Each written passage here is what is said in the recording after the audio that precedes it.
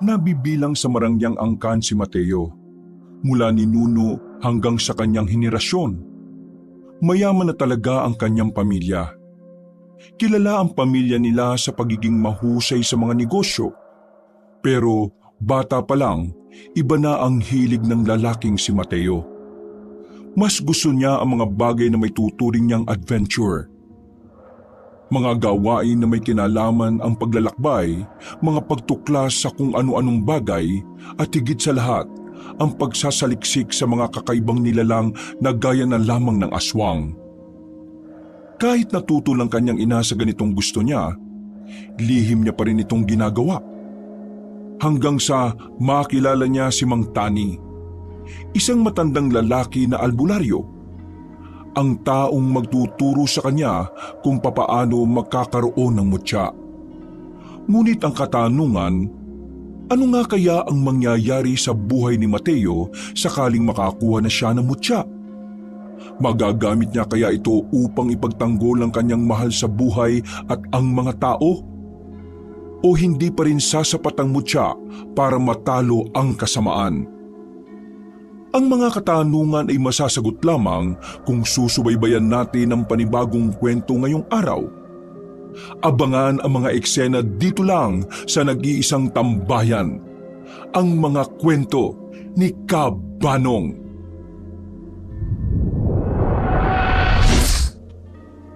Saan ka na naman galing? Kanina ka pa hinahanap ng mga tao natin, hindi ka mahanap. Tinakasan mo na naman ang seminar. Kailan mo ba talaga matututunan na pahalagahan ng pagnenegosyo, ha? Bakit ba hindi ka man lang nagkaroon ng interest dito kahit na alam mo namang ikaw ang magmamana ng mga negosyong iiwan ko balang araw? Palagi mo nalang pinasasakit ang ulo ko. Mama, ilang beses ko na ba kasing sinabi sa inyo? Hindi pagnenegosyo ang gusto kong gawin sa buhay.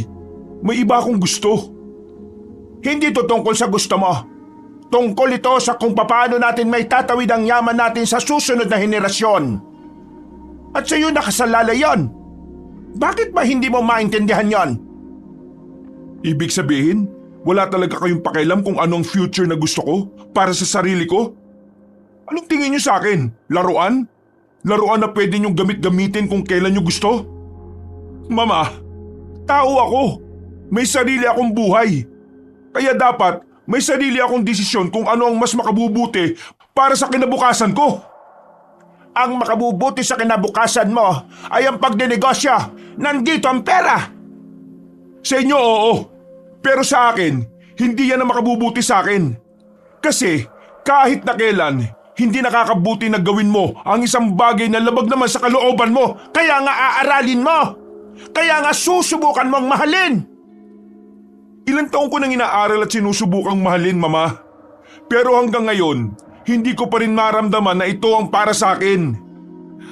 Mama, hindi mo maaaral kung papaano mamahalin ang isang bagay. Kahit na tao pa man yan, ang pagmamahal ay kusa mong mararamdaman sa isang tao o bagay na nagdudulot ng kaligayahan sa iyo. Huwag niyo akong diktahan kung anong mamahalin ko kasi buhay ko ito. Anong alam mo sa pagmamahal? Ni wala ka pa ngang nobya o pamilya. Eh kayo, anong alam niyo sa pagmamahal? Ganitong pagmamahal ba ang gusto niyong matutunan ko? Ang kalimutan ng mga taong tunay na nagmamahal sa iyo dahil mas mahalaga ang negosyo? Hambibig mo, Mateo! Iniwan niyo sa ere si Papa dahil gusto niyong hawakan ang negosyo ni Lolo. At hanggang ngayon, tuluyan niyo nang kinalimutan si Papa.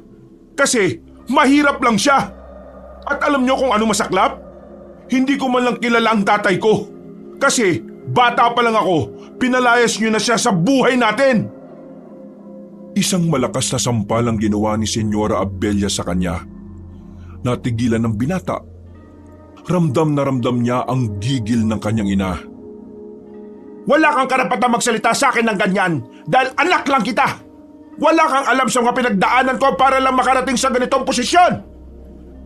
Kung nagagalit ka sa akin dahil pinaalis ko ang papa mo, magalit ka hanggat gusto mo. Wala akong panahon sa mga taong mahihina at walang balak umunlad sa buhay. Patubog na umalis ang kanyang ina sa malawak nilang sala. Napapailing na lamang si Mateo. Alam niyang nasagi niya talaga ang ego ng kanyang nanay. Kaya nakakasiguro din siya na pagbabawalan na naman siya nitong makalabas. Makalipas ang isang oras matapos ang pagtatalo, tumambay na lamang si Mateo sa loob ng kanyang silid. Isinarado niya ng maigi ang pintuan. Ayaw niya kasing may makakita sa kanya kung ano ang pinagkakaabalahan niya sa kwarto niya. Agad niyang binuklat ang mga bagong libro na nabili niya sa lumang library sa sentro. Mga kakaibang nilalang sa lupain ng Pilipinas. Napapatango pa si Mateo matapos basahin ang pamagat ng libro. Nang buksan niya na yun, sinimulan na nitong basahin ang kabuuan. Inabot siya ng 10:00 ng gabi kakabasa dahil makapal ang librong yon. Ang dami niyang natutunan. Mga bagay na may kinalaman sa mga kakaibang nilalang na gaya na lamang ng aswang. Nung mga sandaling yon, pakiramdam ni Mateo ay sapat na ang kaalaman niya para simula na matagal na niyang gagawin ang maging isang manunugis. Kahit na wala pa namang namamata ang aswang sa kanilang lugar, hindi nasira ang pangarap niyang yun. Ayos, kagamitan na lang talaga ang kulang. Naalarma siya nang makarinig siya ng sunod-sunod na katok. Mabilis niyang itinago ang libro sa ilalim ng kanyang kama. Agad siyang humiga at nagkunwaring kakagising lamang. Pumasok sa kanyang silid ang alalay ng kanyang ina na si Bekbek, ang lalaking pinagkakatiwalaan ni Senyora Abella. Pero kababata naman din ni Mateo. Pag ka na magkunwaring kagigising lang. Halatang-halata naman sa pagmumukha mo na hindi ka naman natulog eh. Ano ba kasing kailangan mo? Bakit ka nandito? Pinapasabi ni Senyora na maganda ka raw kinabukasan ng gabi. May kailangan kang puntahan na okasyon. Ikaw ang magiging representative ng pamilya ninyo dahil wala ang mama mo. Marami siyang dapat asikasuhin eh. Ay nako, bakit ba kasi lagi na lang ako? Ang dami ko namang pinsan na lalaki dyan na mas matatalino sa akin. Bakit ako na lang lagi? Ilang beses ko bang pinaliwanag sa iyo yan, Mateo? Hindi na naman ba gumagana utak mo? Ikaw ang karapat-dapat dahil ikaw ang pinakamatandang anak sa henerasyon ninyo. Hindi ko pa rin talaga maintindihan eh. Bakit ayaw nila akong hayaan na piliin ang gusto ko? Hindi mo talaga maintindihan. Kasi hindi mo naman ito interes. Mismo, hindi ko to gusto. Pero wala kang magagawa eh. Meron. O ano? Natamimi si Mateo sandali. Napaisip siya sa kanyang narinig. Napagtanto niyang tama nga si Bekbek. Sa posisyon niya sa kanilang pamilya, wala siyang magagawa kundi ang sumunod sa mga utos ng kanyang ina. Di ba? Wala kang maisip. Kaya kung ako sa iyo, sumunod ka na lang. Saka ka na lang pumalag kapag meron ka ng kapangyarihan at kapag mahalaga na rin ang boses mo sa kanila. Kailan mo malalaman na mahalaga ang mga sinasabi mo sa kanila? Kapag nakita ka nilang may napatunayan ka na? Ay nako, oo na. Pero may gagawin ka pa ba ngayong gabi? Wala na. Bakit? Sama mo muna ako.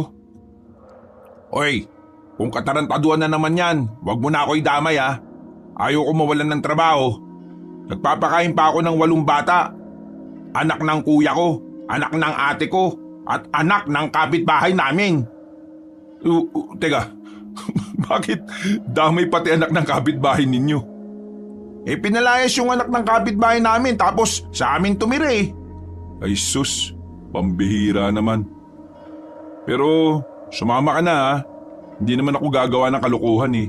Magpapalamig lang naman ako. Malamig naman dito sa asyenda. Nainitan ka pa ba? Pumasok ka sa rep. Ibig ko sabihin, gusto kong uminom. Gusto kong makahinga na muna, makapag-relax. Kapag nandito kasi ako, parang ang bigat-bigat ng pakiramdam ko eh. Bumuntong hininga si Bekbek. Kahit naman mahal na mahal ni Bekbek ang kanyang trabaho, mahalaga pa rin naman kasi sa kanya ang samahan nila bilang magkaibigan. Si Mateo din naman kasi ang dahilan kung bakit siya nakapagtrabaho. Kaya naman, May mga pagkakataon talaga na pinagbibigyan niya na lamang si Mateo. O sige, tara. Day off ko naman bukas eh. Ayos, the best ka talaga pre. Tahimik na ang mansyon nang lumabas na rin sila. Gamit ang itim na sasakyan, nakalabas sila ng asyenda nang walang nakakapigil sa kanila. Habang nasa biyahe sila, hindi maiwasan ni Mateo na buksan na naman ang usapan tungkol sa mga ginagawa niya. Siya nga pala, may nabasa akong bagong libro. O tungkol naman sa ano? Abala lang sa pagmamaneho si Bekbek. Maingat itong pinapatakbo ang sasakyan dahil may kadiliman na rin ang kanilang nadaraanan. Itutuloy mo ba talaga ang pangarap mong maging manunugis? Oo, yun naman talaga ang bala ko sa buhay ko eh. Pero gaya ng sabi mo, kailangan ko munang sundin si Mama. Kaya kapag nagkaroon na ako ng sariling pera, saka ako magiging manunugis para mabili ko mga gamit na kailangan ko. Akala mo ba ang pagiging manunugis madali lang? Bakit? May alam ka ba tungkol sa pagiging manunugis? Nakakalimutan mo na ba na taga-kapis ako? Marami akong kilalang manunugis sa amin, no? Yung mga yon, mga notorious talagang pumapas lang na mga aswang. Mateo, hindi madali ang ginagawa nila. Kailangan maging halang na rin ang kaluluwa mo kapag naging manunugis ka. Bawal dun malambot, bawal dun emosyonal. Alam mo kung bakit? Kasi kapag manunugis ka, ang kalaban mo demonyo. Wala naman sigurong imposible kapag gusto mo talaga ang isang bagay, di ba? Ay nako, ewan ko sa'yo. Hirap mong kausap. Para kang bata. Nanahimik na lamang si Bekbek. Makalipas lang ang ilang sandali ay nakarating na rin sila sa kanilang patutunguhan. Kakaunti lang ang taong naroon, pero agad na rin naman silang pumasok. Nakapwesto sila sa bandang dulo. Medyo malayo sila sa harapan ng stage. Habang nagiinom na sila, napansin nila ang isang lalaki na halos 5 lamesa lang ang pagitan sa kanila. Hindi naaalis ang tingin nito sa babaeng naghahatid ng mga alak. Tingnan mo yun, yung lalaking yun, yun. Itsura pa lang mukhang manyakis na eh. Ano na naman? Anong ano na naman? Baka mamaya mambastos pa yan. Hindi mo na yung problema, no? Kung nga minsan, huwag mo nga laging inuugnay yung sarili mo sa problema ng ibang tao. Baka mamaya mapasama ka sa ginagawa mo eh. Paano mo natitis na mawala ng pakialam kahit may tutulong ka naman? Simple lang. Iniisip ko ang pamilya ko. Kapag ako namatay, kawawa ang pamilya ko. Kapag ako namatay, hindi naman kawawa pamilya ko eh. Kaya ayos lang. Ay, may tama ka na talaga. Sa pagpapatuloy ng kanilang inuman, napansin na nga nila ang babaeng naghahatid ng alak ay tila sapilitang pinapaupo ng lalaki sa tabi nito. Nag-alala na ang binatang si Mateo. Kaya nang lumabas na ang lalaking yon, hindi na ito nagdalawang isip na kausapin ng babae. Hindi na rin siya pinigilan pa ni Bekbek. Miss, tanong ko lang yung lalaki kanina, kilala mo ba siya? Magkakilala ba kayong dalawa? Tila nag-aalinlangang pang sumagot ang babae sa kanya. Para bang hindi nito sigurado kung tama bang magsalita ito tungkol sa lalaki. Huwag kang matakot, miss. Kasi kung hindi ka komportable sa ginagawa niya, pwede mo naman siyang ireklamo eh. Pwede kitang tulungan. Kami ng kasama ko. Hindi siya basta-basta. Kaya hindi ko alam kung tama bang ireklamo ko siya. Anong ibig mong sabihin na hindi siya basta-basta? Ano ba siya? Mayaman ba siya? Mamamatay tao ba siya? Maniniwala ka ba kapag sinabi ko sa iyo, kuya? Maniniwala ako siyempre. Ako nagtatanong eh. Huminga ng malalim ang babaeng yon. Sandali pa itong lumingon-lingon sa paligid. Gumilit pa sila hanggang sa makarating na rin sila malapit sa banyo. Tuwing pupunta siya rito, palagi kong nakikita na nagbabago ang kulay ng mga mata niya. Nagiging kulay pula. Parang mata ng ahas o ng pusa. Basta, nakakatakot. Pakiramdam ko hindi siya tao. Sa sinabing yon ni Mateo ay mas lalong napukaw ang kanyang atensyon. Interes niya kasi ang mga ganong klaseng bagay. Kaya naman hindi na ito nagpatumpik-tumpik pa ng pag-uusisa. Gano'n na siya katagal pumupunta rito? At ilang araw ka na niyang kinukulit? Mag-iisang linggo na rin, kuya. Palagi niya sinasabi na sumama ako sa kanya at ibibigay niya raw sa akin ang buhay na masagana at walang hanggan. Hindi ko alam kung anong tinutukoy niya pero nakakatakot talaga siya. Tuwing kausap mo siya, nakakaramdam ka ba ng pagkahilo? Hindi naman. Wala naman ako nararamdaman maliban na nga lang sa kaba at takot. Hindi ko alam kung anong klaseng tao yon, pero miss, sa oras na bumalik siya dito, subukan mo maglagay ng asin sa bulsa mo. Ha? Oo, sige. Maraming salamat. Bukas, babalikan kita ng ganitong oras din ha. Akong bahala sa lalaking yon. Malalaman din natin kung tao ba talaga yon o hindi. Sandali. Ano bang pangalan mo? Pangalan ko? Tawagin mo na lang ako sa pangalang Mateo. Magda naman ang pangalan ko. Mateo, maraming salamat Kahit na papaano, pakiramdam ko safe ako dito sa trabaho ko nang dahil sa'yo. Wala yun. Nagkataon din kasi na interest ko yung mga ganitong issue. Sige na, babalikan ko na yung kasama ko. Ngumiti na lamang si Mateo sa babae. Nang balikan niya si Bekbek, tinapik siya nito sa balikat. Nanunukso ang ngiti nito sa kanya. Oh, bakit? Type mo, ano? Type? Ha? Ano sila sabi mo? Yung babae. Baliw. Interesado lang ako kasi sa mga sinabi niya. Bakit? Ano ba sinabi niya? Yung lalaki raw kanina. Ilang araw na siyang gustong isama. Tapos, yung mga mata raw nun, nagbabago raw ng kulay. Nagiging kulay pula raw. Totoo ba yung sinasabi mo? O baka gawa-gawa mo na naman yan, ha? Kung ayaw mong maniwala, lapitan mo yung babae at ikaw mismo ang kumumpirma. O kaya gusto mo tawagin ko na lang Hindi, wag na. Naniniwala na ako. Hindi naman lingid sa kalaman ko na may mga ibang nilalang din naman bukod sa tao Tingin mo pre, anong klaseng nilalang kaya yung lalaki kanina? Aba, hindi ko alam. Pero kung nagiging pula mga mata nun, isa lang ang naiisip ko. Ano? Aswang! Napanganga ang binatang si Mateo sa sinabi ni Bekbek.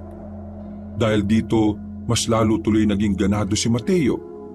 Mas lalong nabuhay ang kanyang pagnanais na imbestigahan ng lalaking yon. Hanggang umuwi na sila at nasa biyahe, tahimik lamang si Mateo.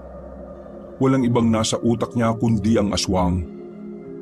Sumakto rin kasi na yun ang isa sa mga nabasa niya sa mga librong meron siya. Mga ilang sandali pa, nakauwi na rin sila sa asyenda. Balisang tumungo si Mateo sa kanyang silid.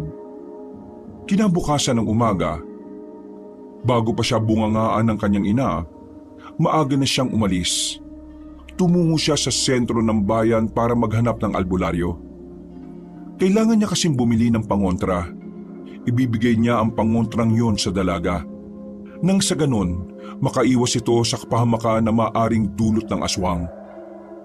Habang abalang palakad-lakad sa kalagitnaan ng maraming tao, isang matandang lalaki ang kanyang nabangga. Muntikan ng matumba ang matandang lalaki. Buti na lang ay nasalo niya ito. Inalalayan niya ito at pareho silang gumilid. Pinaupo niya ang matandang lalaki sa upuan. Naku, pasensya na po talaga Manong ha. Hindi ko po talaga kayo nakita Nagmamadalit, palingon-lingon kasi ako kaya nabangga kita. Naku, pasensya na talaga ha. Teka, nasaktan po ba kayo? May masakit po ba sa inyo? Dadaling ko po kayo sa ospital. Iho, ayos lang naman ako. Hindi naman ako nasaktan. Huwag ka mag-alala. Sigurado po ba kayo? Pumunta na po tayo sa ospital para makasiguro tayo. Hindi na nga. Ayos lang talaga ako. Wala namang nadali sa akin. Pangkaraniwang banggaan lang naman ang nangyari. At saka alam ko, hindi mo naman talaga sinasadya. Sigurado kayo Oo, sigurado ako. Pero ano bang hinahanap mo? Sabihin mo't baka naman matulungan kita. Kasi naghahanap po ako ng albularyo eh. Albularyo baka ba? Opo, meron po ba kayong kilala? Ay siya, sumama ka sa akin. Meron akong kilala. Talaga po? Oo, iho. Ipapakilala kita sa kanya. Masiyang sumunod si Mateo sa matanda. Hindi niya alam kung bakit ganun na lamang ang kanyang tiwala. Magaan din kasi ang pakiramdam niya sa matandang yon. Parang matagal na niya itong kilala. Kaunting lakad lang, meron silang narating na maliit na bahay. Sa gilid ng bakuran ay maraming tanim na mga gulay. Napangiti si Mateo. Gustong gusto niya kasi ang ganoong lugar. Simple lang ang pamumuhay na meron doon. Pagdungaw sa bintana, mga pananim na agad ang makikita sa umaga.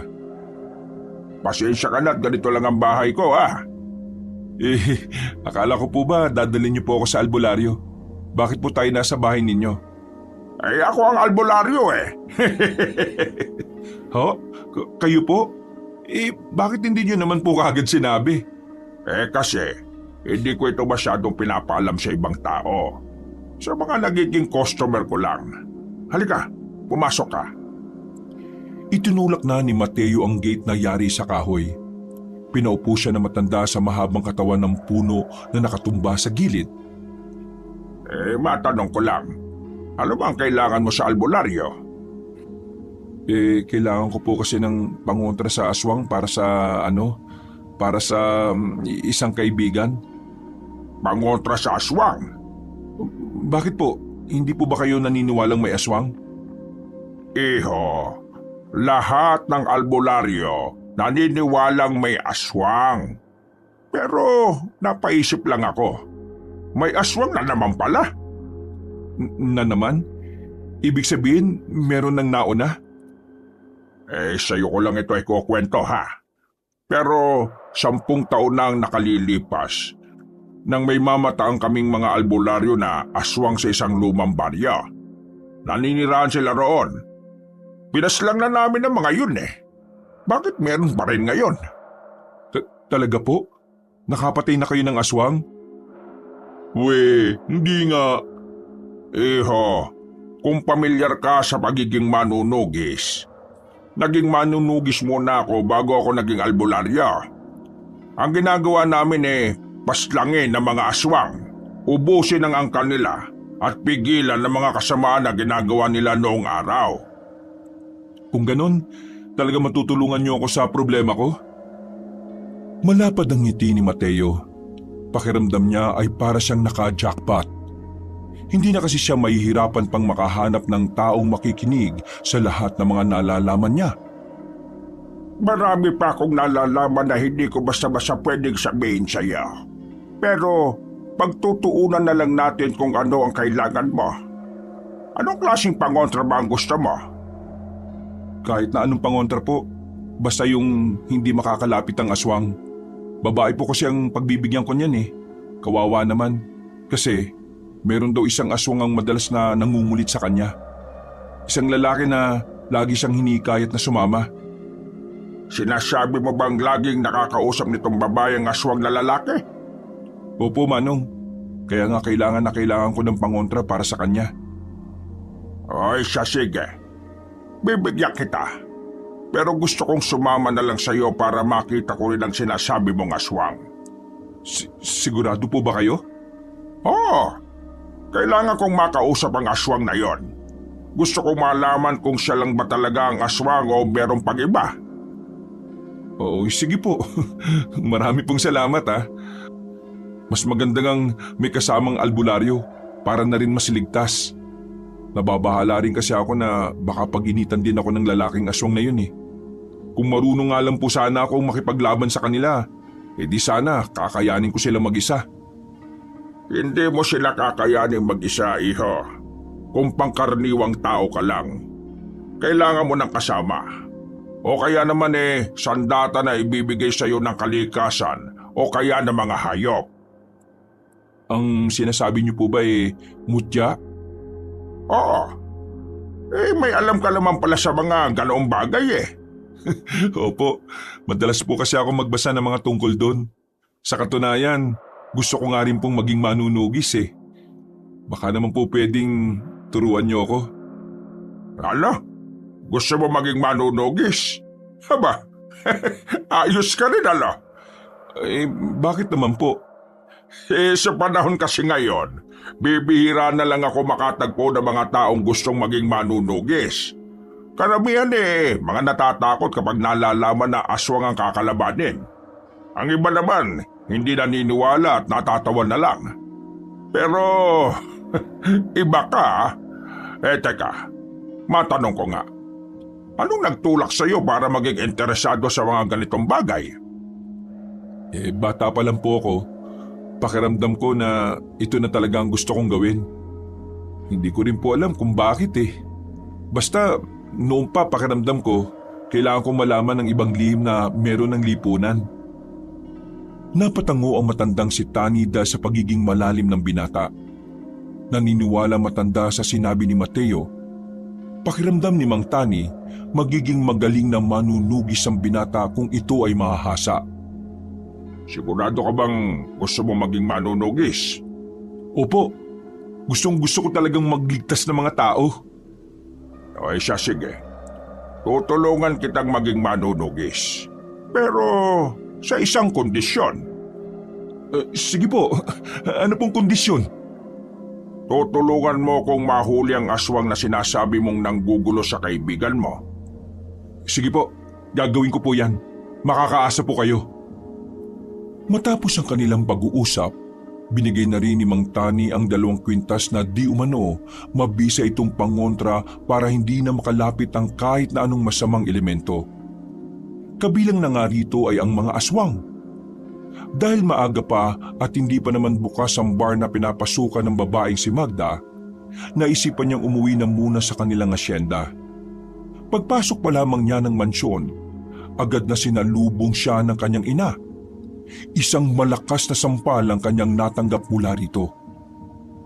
Ari ko naman, bakit niyo ako sinampal? Ano na naman bang kasalanan ko? Anong kasalanan mo? Wala ka talagang alam? Wala nga. Kaya nga ako nagtatanong, di ba? Bekbek, sabihin mo nga rito yung nakalimutan niya nang matauhan ng siraulong tao na ito.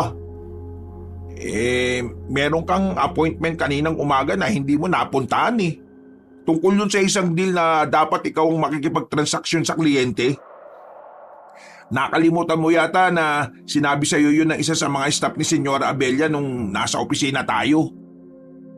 Napakagat na lamang ng labi si Mateo. Sa kanya lamang naalala ang bagay na yun. Bakit hindi mo naman pinaalala sa akin, Bekbek? Nakakalimutan ko tuloy. Dahil hindi yun ang trabaho ko eh. Ang mga personal na lakad mo hindi sakop sa job description ko. Kaya dapat organisado ka sa mga lakad mo. Napakamot na lamang si Mateo. Habang ang kanyang ina naman ay tila sumasakit na ang ulo dahil sa stress. Galit na galit ito sa kanya. Alam mo ba kung gaano kalaking perang pinalagpas natin kasi hindi na natin makukuha ang kliyente na yon, Mateo? Alam mo ba kung magkano? Hindi. Magkano ba? Palitan ko na lang. Hindi ako nakikipagbiron sa iyo, ha? Palibhasa, wala kang alam sa negosyo. Kaya napakadali lang sa iyong kalimutan ng mga ganitong pangyayari. Sa inyo na nga nang galing na wala akong alam eh. Pero bakit niyo pa din ako pinipilit? Akala ko ba matalino kayong tao? Pero bakit hindi niyo maintindihan ang sinasabi ko? Ha? Abat napakawalang kwenta mo na ngang anak? Napakawalang kwenta mo pang kausap? Wala ka ring moto? Nakakahiya ka. Sana hindi na lang niyo na lang ako naging anak. Para hindi ko nararanasan ng mga ganito. Sana ibang babae na lang ang inasawa ni Papa noon para hindi ikaw naging ina ko. Walang iya ka! Lumayas ka sa pamamahay ko ngayon din! Layas! Magmula ngayon, tinatakwil na kita! Wag na wag kang babalik dito kahit na kailan! Huwag kang mag-alala. Aalis talaga ako dito, Ma. Hindi naman tahanan ito para sa akin eh. Impyerno to na punong-puno ng pressure para sa akin. Sana maging masaya kayo. sa lahat ng negosyo nyo. Sana maging mas mayaman ka pa! Hindi na nakapagsalita pa ang senyora. Agad namang lumbas ng bahay si Mateo. Wala siyang nadala na kahit na ano. Hindi na rin niya naisipan pang bumalik. Hinayaan na lamang niya ang kanyang mga gamit. Tanging pamasahe lang ang meron siya. Ngayon, hindi niya alam kung saan siya pupulutin. Wala rin naman kasi siyang kakilala. Si Bekbek lang naman ang kanyang kakilala at tinuturing na kaibigan. Nagpalipas at nagpalamig na lang muna siya sa plaza. Nakaupo lang siya sa gilid habang nakatulala. Maya-maya, napatingin siya sa kanyang relo.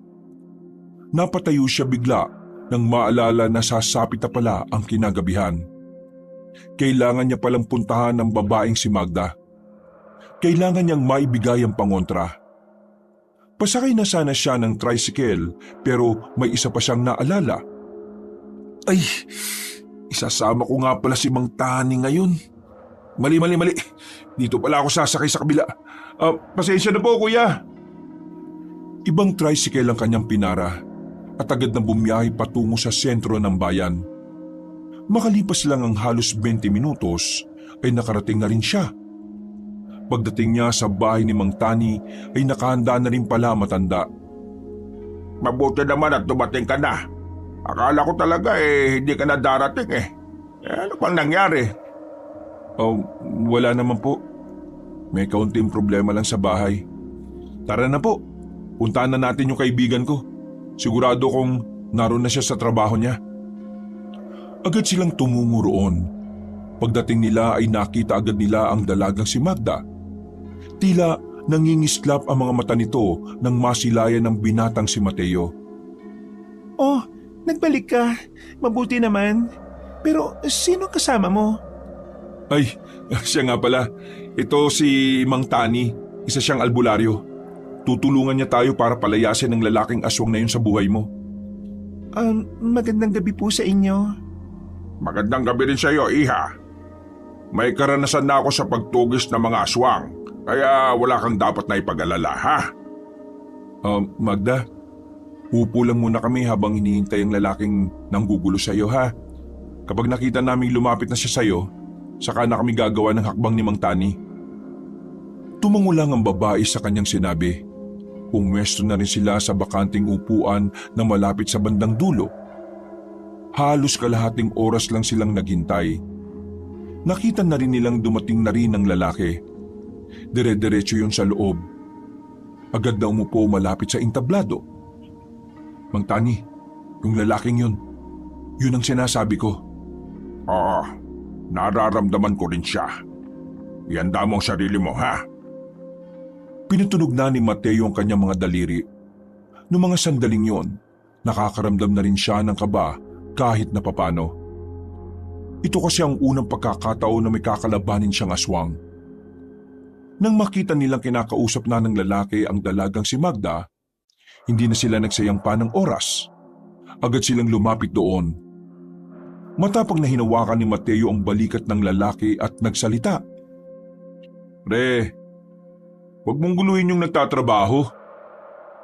Marahang lumingon sa kanila ang lalaki at tumingin sa kanila ng masama. Para bang iritado ito sa pagkakahawak ni Mateo sa balikat. Sino ka ba? Ikaw ang sino ka? Dongga ang pangalan ko. Ikaw? Mateo ang pangalan ko. O ano naman? May problema ka ba? Oo, meron. Sa'yo. Iho, alam namin kung bakit mo ginugulo ang babaeng ito. Anong pinagsasabi mo? Huwag ka nang magkaila. Nagulat ang ibang naroon nang makita nilang naglabas na ng itak ang matandang si Mang Tani. Maging ang lalaking si Dongga ay napatayo na rin at dumistansya. Gulat na gulat ito sa mga nangyayari. Ano bang problema niyo? Hindi ko kayo kilala. Isa kang aswang at balak mo pang biktimahin ang babaeng ito. Ngayon, hahadlangan namin ang masama mong binabalak. Magda, dito ka lang sa akin, dali! Hinigit ni Mateo ang babae papunta sa kanya. Noong mga sandaling yon, Agad na tumakbo ang lalaki patungo sa labas. Sinundan naman agad yon ni Mang Tani. Dito ka lang muna. Huwag kang lalabas kahit ano mangyari ha. Ito ang pangontra oh. Huwag mong wawalain. Kailangan mo yan para hindi kang niya mahawakan. Mag-iingat kayo ha. Nagmamadaling tumakbo si Mateo palabas ng bar na yon. Wala siyang sinayang na pagkakataon at hinabol niya agad si Mang Tani. Naabutan niya si Mang Tani. Ang kaso nga lang, wala naman ang lalaking aswang. Ha? Anong nangyari? Saan siya nagpunta? Nandyan lang siya sa paligid. Kaya huwag kang makampante. Bumuntong hininga na lamang ang binata. Sandali pa silang nakikiramdam. Maya-maya lamang nakarinig na sila ng mga angil. Dito na nagsimulang magtindigan ang balahibo ni Mateo. Hindi naman siguro tayo mamamatay dito ano? Mamamatay tayo kapag may nagawa tayong pagkakamali. Kaya umayos ka ng kilos mo, Mateo. Hindi na nakatiis ang lalaking si Donga. Lumabas na rin ito at nagpakita sa kanila ng nakaanyong aswang na. Saan kayo kumuha ng lakas ng loob para harapin ang kagaya ko? Bakit? Sino ka ba? Akala mo ba porke aswang ka nakakaangat ka na sa lahat? Oo nga, feeling mo naman kung sino kang sikat. Sisikat ka lang kapag naging araw ka. Ang corny mo mag-joke. Manahimik ka nga. Alam mo kung anong magandang joke? Yung mukha mo, isang malaking joke. Tama na daldalan. Simulan na natin to. Mateo, diyan ka lang muna sa gilid. Manood ka kung paano ko tuturuan ng leksyon ng isang ito. Sigurado ko bang ikaw ang lalaban sa akin? Matanda ka na. Baka hindi na kaya ng buto mo. Bakit hindi mo subukan para malaman natin? Nagpakita ng nakakalokong ngiti si Mang Tani. Nakaramdam ng paghanga ang binatang si Mateo dahil hindi man lang niya makitaan ng kahit na kaunting kaba ang matanda. Mga ilang sandali lang, biglang lumusob si Mang Tani. Sa galaw pa lamang ito ay nasundan na ang lalaking aswang na si Donga. Magaling at talaga namang kalkulado ang bawat galaw. Kahit na anong gawin ni Donga ay hindi na ito makatama sa matanda. Aswang ka lang. Mas malakas ka sa akin pero mas marami akong karanasan sa iyo pagdating sa makikipaglaban. Mukhang dati kang manunugis, tanda. Hindi ka ganda kakabali. Kaya halika dito. Ikaw naman ang lumusob para malaman natin kung magaling ka nga ba o hindi. Para malaman ko kung sulit ang oras ko para mapaslang ka. Mayayabang talaga ang mga manunugis kahit na kailan. Pero sige, pagbibigyan kita. Humabang kuko ni Donga. Walang pakundang itong lumusob. Pareho itong nakipag-ispadahan kay Mang Tani gamit ang kuko nito. Pero nung mga sandaling yon, hindi man lang nahirapan na matanda. Grabe itong matandang to, sobrang galing! Hindi maiwasan ni Mateo na mapahanga. Ngayon lamang siya nakakita kung papaano makipaglaban ng isang manunugis. Sige, laban! Tinamaan ni Mang Tani sa dibdib ang lalaking si Donga. Dahil dito ay umatras ang lalaking aswang. Nanlalaki ang mga mata at hindi makapaniwala sa nangyari. Habang si Mang Tani naman, kalmado pa rin na parabang walang nangyayaring labanan. Kitang-kita ang pagiging sanay nito. Ngayon, kung ayaw mong mamatay, sasabihin mo sa akin kung nasaan ang iba pa ninyong kasamahan. Anong tingin mo sa akin, tanga? Bakit ko naman sasabihin sa iyo kung alam kong mapapahamak sila? Inutil ka palang matanda ka eh. Kung ganon, wala naman na akong magagawa. Kung ayaw mong ituro, mamatay ka na lang! Muling lumusob ang matandang si Mang Tani. Sa pagkakataong ito, ay nataganan niya si Donga sa kaliwang braso. Pero nagawa pa rin ng aswang na makalundag papunta sa poste. Gumapang yun paakyat doon at nagbuka ng malapad na pakpak. Hindi ba tayo tapos, tanda? Linyan ang mga talunan yan, iho. Kung ako sa iyo, ipaabot mo itong mensahe ko sa inyong leader. Pakisabi sa kanya na kapag nalaman namin kung nasan kayo, lalagasin namin kayo ulit, kagaya ng ginawa namin sa inyo noon. Gigil na lumipad paalis ang aswang na si Donga. Nang mawala na ito, saka lamang napahawak sa dibdib si Mang Tani. Agad namang lumapit si Mateo at inalalayan itong makaupo sa gilid. Mang Tani, ayos lang po ba kayo? Ano po nararamdaman ninyo? Ayos lang naman ako. Napagod lang ako. Pambira naman. Kapag matanda na talaga, ganito lang ang nangyayari. Kaya Mateo, mukhang kailangan talaga kitang gawin ng isang manunugis. Matapos ang senaryong yon, tumungo na muna sila sa bar para balikan ang babaeng si Magda. Nasiguro nilang nasa maayos na kalagayan naman ang babae, kaya iniwan na rin naman nila yon. Bumalik sila sa bahay ni Mang Tani. Nagpahinga na muna sila roon para pag-usapan ng ilang bagay-bagay. Mang Tani, ano po bang may tutulong ko para labanan ng mga aswang? Gusto kong magkaroon ka ng mutya. Pero magagawa mo lang yon kapag nagawa mong kunin ang mutya sa isa sa mga mababangis na hayop sa kagubatan. Mabangis na hayop? Ano po bang mabangis na hayop ang kailangan kong kalabanin? Kailangan mong kalabanin ng buwayang puyat na matatagpuan sa batis sa gubat ng Morong. Teka, anong sinabi niyo? Buwayang puyat?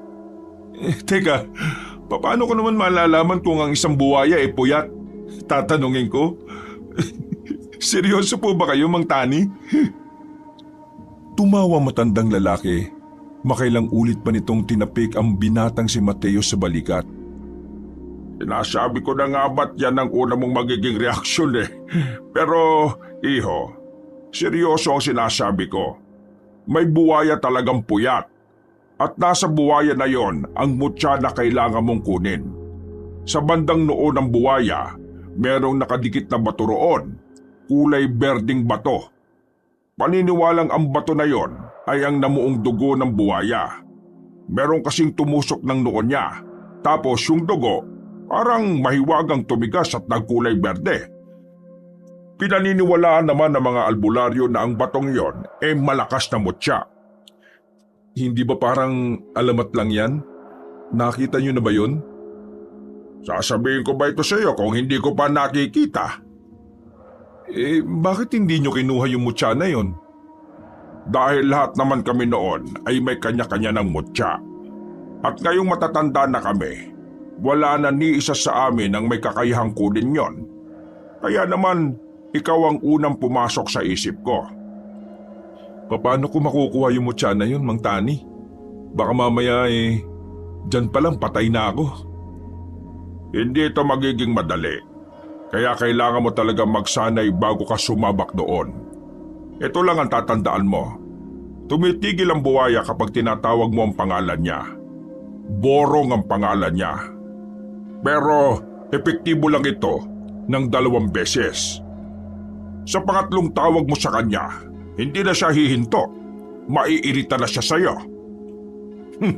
Hanip na buwaya. Marunong mairita. Mateo, ikaw lang ang nakikita kong kakayaning talunin ng mga aswang. Matanda na ako eh. Hindi na ako makakatagal sa labanan. Kaya tatanungin kita. Tatanggapin mo ba ang magiging tungkulin mo bilang isang manunugis at tagapangalaga ng mutya? Mang Tani, matagal ko nang hinintay ang ganitong pagkakataon kaya wala akong dahilan para tanggihan ito. Ang hiling ko lang sana tulungan mo ako hanggang sa maging magaling at mahusay na rin ako. Mabuti naman at tinatanggap mo.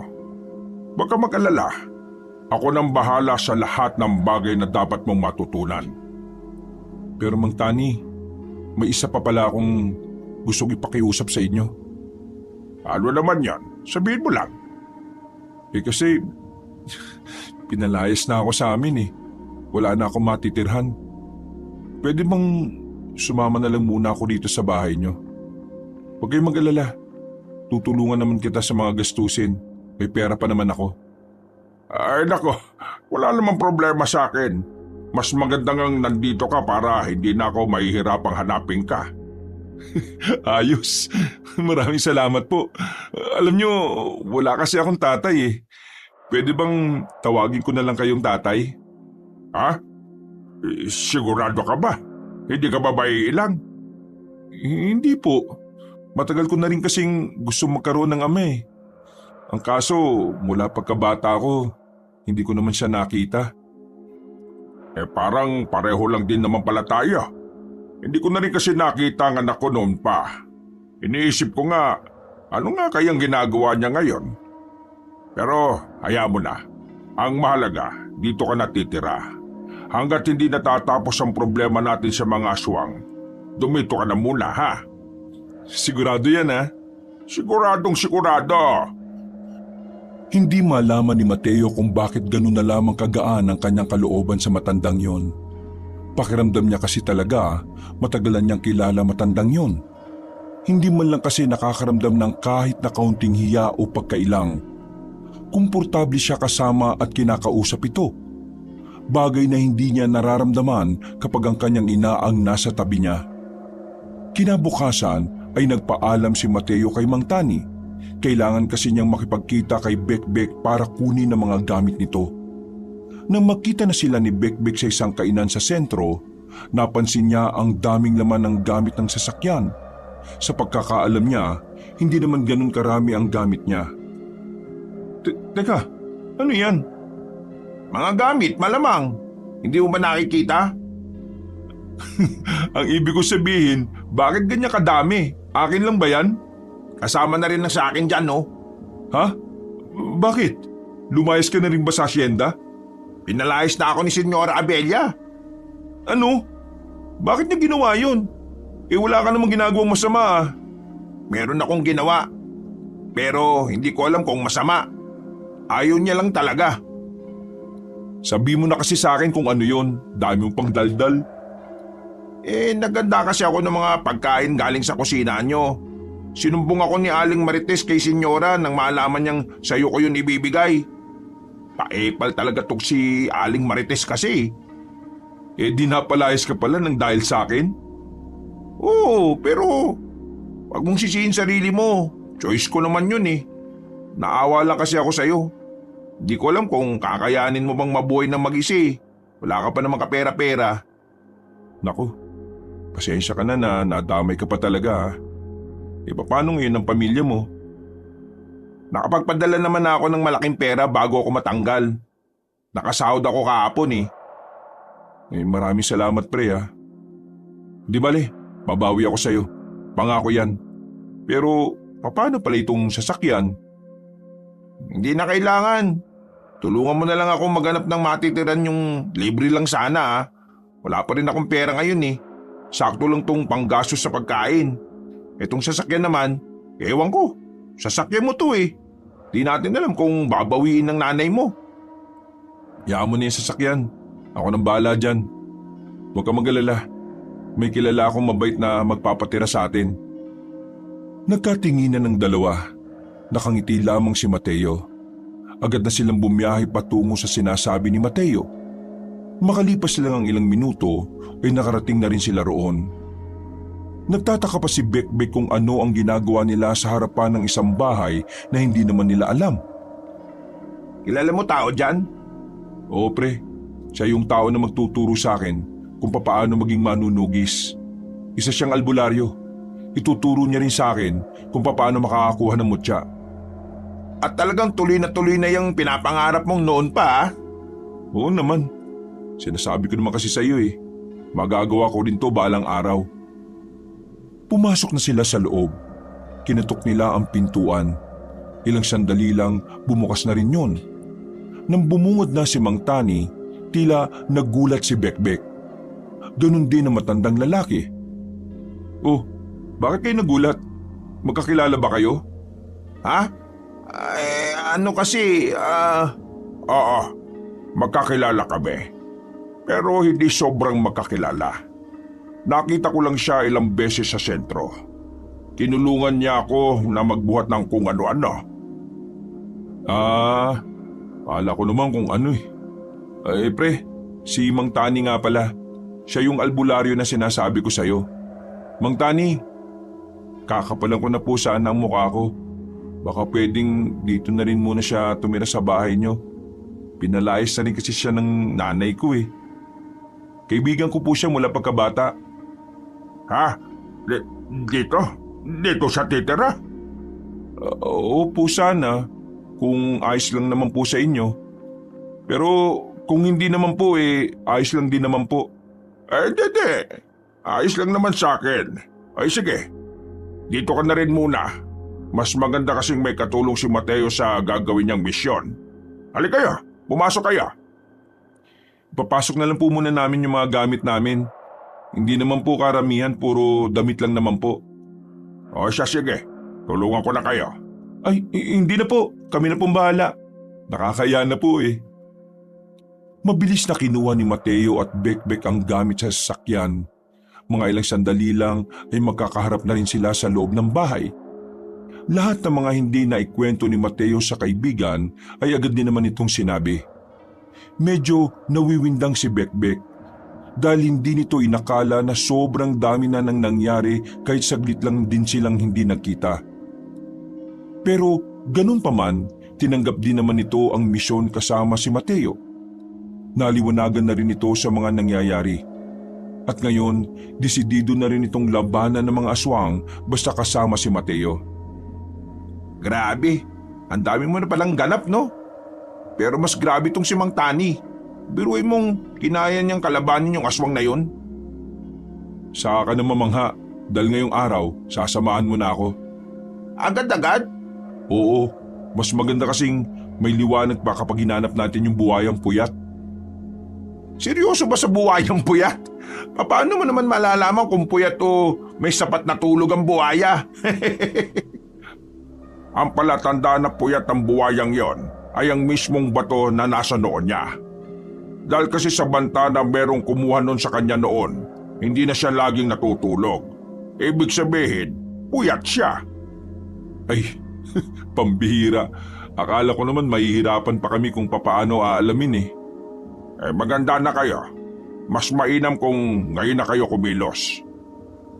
Bago mag-alas 3 ng hapon, umalis na rin ang magkaibigang Mateo at Bekbek. Daladala ni Mateo ang itak na bigay sa kanya ni Mang Tani. Si Bekbek naman ay daladala pa rin ang baril na lagi niyang sinusukbit sa kanyang tagiliran. Hindi naman kalayuan ang bundok ng Borong sa kanilang lugar. Kaunting paandar lang ng sasakyan ay nakarating na rin sila sa paanan ng bundok na yon. Alam mo ba kung saan natin nahanapin yung buhayang puyat? Yang sabi sa akin ni Mang Tani, sa may batis daw Isa lang naman daw ang batis sa bundok nitong Morong. Kaya madali naman nating mahahanap yon. May liwanag pa naman. Sigurado ka dyan ha? Baka naman abutin pa tayo ng gabi niyan. Hindi yan. Pinagpatuloy ng dalawa ang kanilang paglalakad. Kung saan-saan sila sumuot para hanapin ang sinasabing batis. Malapit na magdilim nang marating na rin nila ang batis. Sa wakas, narito na rin tayo. Pambira, 2 oras yata tayo naghahanap Oh, nasaan yung buhayang puyat? Diyos ko, baka natulog na. Nandyan lang yan. Hanapin lang natin. Sinuri nila ng maigi ang batis. Kinakabahan ng dalawa noong mga sandaling yon.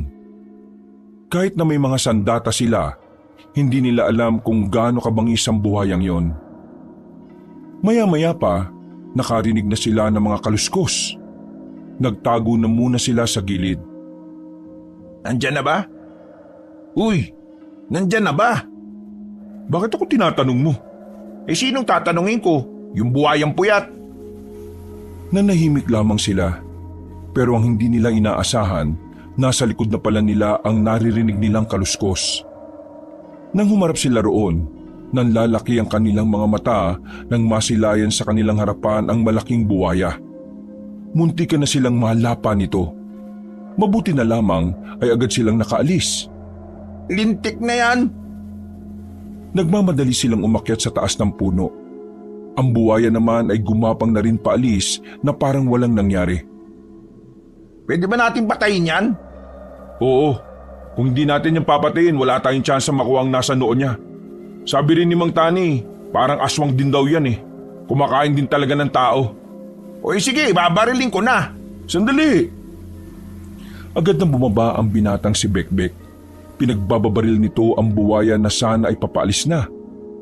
Dahil sa kanyang ginawa, naggalit ang buwaya at saka ito bumalik. Gumapang ito ng mabilis. Nang makita ni Bekbek na hindi tumatalab ang kanyang baril, natataranta itong muling umakyat sa puno. Galit na galit ang buwaya. Binangga-bangga ng buwaya ang puno na kinalalagyan nila. Putik, malalaglag tayo! Kumapit sila ng maigpit sa mga sanga. Napapansin ni Mateo na hindi magtatagal ay malalaglag na sila roon. Kaya naman naisipan na rin niyang bumaba. Inagaw niya ang atensyon ng malaking buwaya. Nang siya naman ang aatakihin nito, tumalon siya para hindi siya nito malapa. Agad niyang tinaga ang buwaya. Tinamaan ng buwaya sa katawan. Dahil sa nangyari ay muling bumaba si Bekbek. Pinagbababaril niya ang buwaya. Pero sa kanya na naman natuon ang atensyon ng buwaya. Dali-daling gumapang ang buwaya.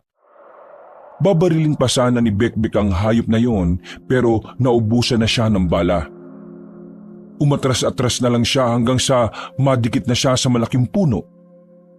Aktong lalapit na sa kanyang malaking buwaya pero lakas loob na tumakbo si Mateo. Sumampa siya sa ibabaw ng buwaya at sapilitan niyang kinuha ang nasa noon nito. Buong puwersa niyang hinugot yon. Nang makuha na niya ang mutya, bigla na lamang humiyaw ng malakas ang buwaya. Nang hina ito, parabang nahihilo at saka tumungo na lang sa tubig. Oh, yan na ba yun? Oo, ito na nga yun. O ano pang gagawin natin ngayon? Gagana na ba yan? Hindi ko alam eh. Ang mabuti pa, umuwi na lang tayo. Puntahan natin si Mang Tani at ipaalam natin sa kanya to. Wala silang sinayang na pagkakataon. Agad na silang umalis sa bundok ng Morong. Gabi na nang makabalik na sila sa bahay ni Mang Tani. Pero nasa labas pa lamang sila, nakakutob na sila ng masama. Biglang kinabahan ng binatang si Mateo sa hindi niya malamang dahilan. Nakita nilang nakabukas ang pinto ng bahay kaya agad silang pumasok. Nanlalaki ang mga mata ni Mateo nang maabutang nakabulagta si Mang Tani sa sahig. Maraming sugat sa katawan, sugatan at duguan. Mang Tani, ano nangyari sa'yo? Nilusob ako ng mga aswang. Dadaling ka namin sa ospital. Bekbek, tulungan mo ako! Agad nilang binuhat ang matandang lalaki. Agad nilang isinakaya matanda roon. Mabuti na lamang ay nasa bayan sila kaya malapit lang din naman ang ospital. Mabuti na lamang ay naitakbo agad nila sa pagamutan. Pre, wala akong pera dito ha. Ano yung pambabayad natin? Walang niya talagang buhay to. Wala rin akong pera dito eh. Alam mo yan. Maraming tatahiin kay Mang Tani. Mapapamahal tayo. Sinabi ko, gawin na nila kaya kapag natapos na, kailangan natin agad magbayad. Pero tingin ko pre, kailangan mong lumapit sa mama mo. Ha? Itinakwil lang ako ng taong yun eh. Pre naman, wala ka ng ibang malalapitan. Ay nako, gagawa na lang ako ng ibang paraan. Anong paraan? Sige nga. Basta. Anong basta? Mapapagastos tayo ngayon. Akala mo siguro kapag natapos ng operahan si Mang Tani, okay na? Ang daming bibiling gamot niyan. Tingin mo tatanggapin pa ako ni Mama? Kailangan mong subukan, pre. Hindi. Susubukan ko na lang na humiram ng pera sa tsahin ko. Hindi na ako lalapit sa nanay ko kahit na kailan. Mula nang itakwil niya ako, wala na akong dahilan para maging anak niya. Pambira ka naman, pre, oh. Mas pipiliin mo pa yung pride mo kaysa sa tatay mo. Sa sinabing yun ni Bekbek ay natamimi si Mateo. Nung una, inakala niyang nabingi lamang siya. Pero hindi. Alam niyang tama ang kanyang narinig. Sa hindi malamang dahilan, biglang tumibok ng malakas ang kanyang puso. Ano? Anong sinabi mo? Lintik na bunga nga to, nadulas patuloy ako eh. Huwag kang bumulong-bulong dyan. Anong sinabi mo? Tatay ko si Mang Tani. Oo na. Sige na, aminin ko na. Oo, tatay mo si Mang Tani. Kaya nung unang kita pa lang namin, nagulat na ako. Nakita ko lang noon si Mang Tani na kausap ni Senyore. Narinig ko na siya ang ama mo. Pero ngayon ko lang nalaman na si Mang Tani pala siya. Wala akong intensyon na itago to sa'yo. Bakit hindi mo kagad sinabi sa akin? Nakiusap sa akin si Mang Tani na wag na munang sabihin sa'yo hanggat hindi pa natatapos ang misyon. Huminga na lamang ng malalim ang binatang si Mateo. Hindi siya makapaniwala na ang taong kailan niya lamang nakilala ay kanya palang ama. Natatawa na lamang si Mateo dahil sa pagiging mapaglaro ng tadhana. Buwang ka ba? Nakakatawa. Wala. Natatawa lang ako kasi kaya pala ang gaan-gaan ang pakiramdam ko sa kanya simula pa nung una. Kasi nga tatay mo siya. Tingnan mo oh. Kaya pala pareho kayo ng interes. Sige na, samahan mo ko. Pupunta ako sa asyenda. Ay nako, akala ko magmamatigas ka pa rin eh. Kakapalan ko na ang mukha ko. Walang sinayang na pagkakataon ng binatang si Mateo. Handa na siyang lunukin ng kanyang pride para lang magawa ng paraan ng mga pangangailangan ni Mang Tani. Mabilis lang naman ang naging biyahe nila. Pero pagdating nila sa gate ng asyenda, hindi na sila pinapasok. Kahit na nung gawin ni Mateo, ayaw na siyang pakinggan ng mga nagbabantay roon. Itinuring na siyang ibang tao ng kanyang ina. Sa katunayan, isa na siya sa mga taong kasama sa listahan sa hindi maaaring tumapak sa mansyon. Hindi niyo ba ako nakikilala? Ako si Mateo, ang anak ni Senyora Abelia. Papasukin niyo ako! Kailangan ko makausap ang mama ko! Kung hindi kami pwedeng pumasok, baka pwedeng sabihin niyo na lang na harapin niya kami. Tungkol sa ama ni Mateo ang kailangan nilang pag-usapan. Nagkatinginan ng 4 na gwardya sa gate. Umalis ang isang gwardya kaya naman napanatag na ang kalooban ng magkaibigan. Makalipas lang ang ilang sandali, pinapasok na rin sila. Inambahan pa ni Mateo ang isang gwardya na nag-aangas sa kanya. Pagpasok nila ng mansyon, nakaabang na ang matandang babae na si Abelia. Nandito ako para kay Papa. Alam ko na kung sino siya. Mukhang hindi na ikinagulat ni Senyora Abelia ang sinabing niyo ni Mateo. Pero mababakas pa din ang pagiging tensyonado sa mukha ng matanda. Alam kong pagtatawanan niyo ako dahil nandito ako ngayon sa harapan ninyo. Pero wala na akong pakialam kung ano man ang sasabihin niyo sa akin. Nasa ospital si tatay. Inatake siya ng maraming aswang at sobrang dami niyang sugat. Kailangan ko ng malaking halaga para malagay siya sa magandang sitwasyon. Kung talagang pamilya pa rin ang tingin niyo sa akin, tulungan niyo ako sa mga gastusin sa kanya. Bigyan mo ako ng magandang dahilan kung bakit ko tutulungan ng isang taong matagal nang walang koneksyon sa akin. Seryoso ba kayo sa sinasabi ninyo? Ama yun na nag-iisa niyong anak. Wala man lang ba kayo kahit kaunting awa sa tao? Inalisan niyo na nga siya ng karapatan na maging ama sa akin. Ngayon, ipagkakait niyo pa ang tulong na para sa kanya? Ganyan naman talaga kasama ugali niyo nang dahil lang sa pera? Bago ka magsalita, sana tinanong mo muna ang side ko para malaman mo ang buong kwento. Hindi yung kung ano na lang ang narinig mo, yun na lang ang pagbabasihan mo. Alam mo ba kung bakit ko siya pinalaya sa mansyon? Kasi mas pinili niya pa ang iba kaysa sa ating dalawa. Buntis ako sa iyo noon pero wala siyang ginawa kundi ang makipagpatayan sa mga lintik na aswang na yan. Habang ako, nagpapatakbo ko ng negosyo natin. Pero ang ama mo, wala. Hindi niya ako tinulungan. Ilang beses akong nagmakaawa sa kanya. Pero mas inuna niya ang iba kasi may mga aswang. Mas inuna niya ang pagiging albularyo niya kaysa maging ama sa iyo at maging asawa sa akin. Ngayon, sabihin mo nga sa akin kung wala ba akong karapatan na magalit sa ginawa niya? Wala ba akong karapatan na magtanim ng sama ng loob? Hindi na nakapagsalita si Mateo sa mga sandaling ito. Nang malaman niya ang kwento ng kanyang ina, tila ba may kurot sa puso siyang nararamdaman. Wala naman siyang galit kay Mang Tani dahil alam niyang bilang isang albularyo, mas pipiliin talaga nito ang mas nakararaming buhay. Pero sa kabilang banda, hindi niya maiwasang hindi magtampo. Dahil naaawa rin naman siya sa pinagdaanan ng kanyang ina. Ngayon, mas naiintindihan na ni Mateo kung bakit gano'n na lamang kahigpit ang kanyang nanay sa negosyo. Kung bakit ayaw nitong makilala niya pa ang kanyang ama. Umalis ka na dahil wala kang mapapala sa akin kahit na kailan. Walang puwang sa puso ko ang mga taong una na akong binaliwala. Kung papanik ka sa kanya, wala akong pakialam. Pero itong tatandaan mo, lahat ng meron tayo ngayon dahil yun sa pagtsatsaga kong mag-isa habang pinapalaki kitang matapang at matatag. Kung hindi mo gusto ang pagiging ina ko, malaya kang umalis. Napapailing na lamang si Mateo sa kanyang mga narinig. Ayaw na lang din niyang masakta ng damdamin ng kanyang ina. Habang nasa biyahe na sila, napapakamot na lamang ng ulo si Bekbek. Hindi kasi nito inakalang ganoon ang mangyayari. Iniisip kasi nitong haharap si Mateo ng may pagpapakumbaba. Pero nakipagpataasan pa ito ng pride. Ang bihira ka naman pre oh. Bakit ba kasi ganun ang mga sinabi mo?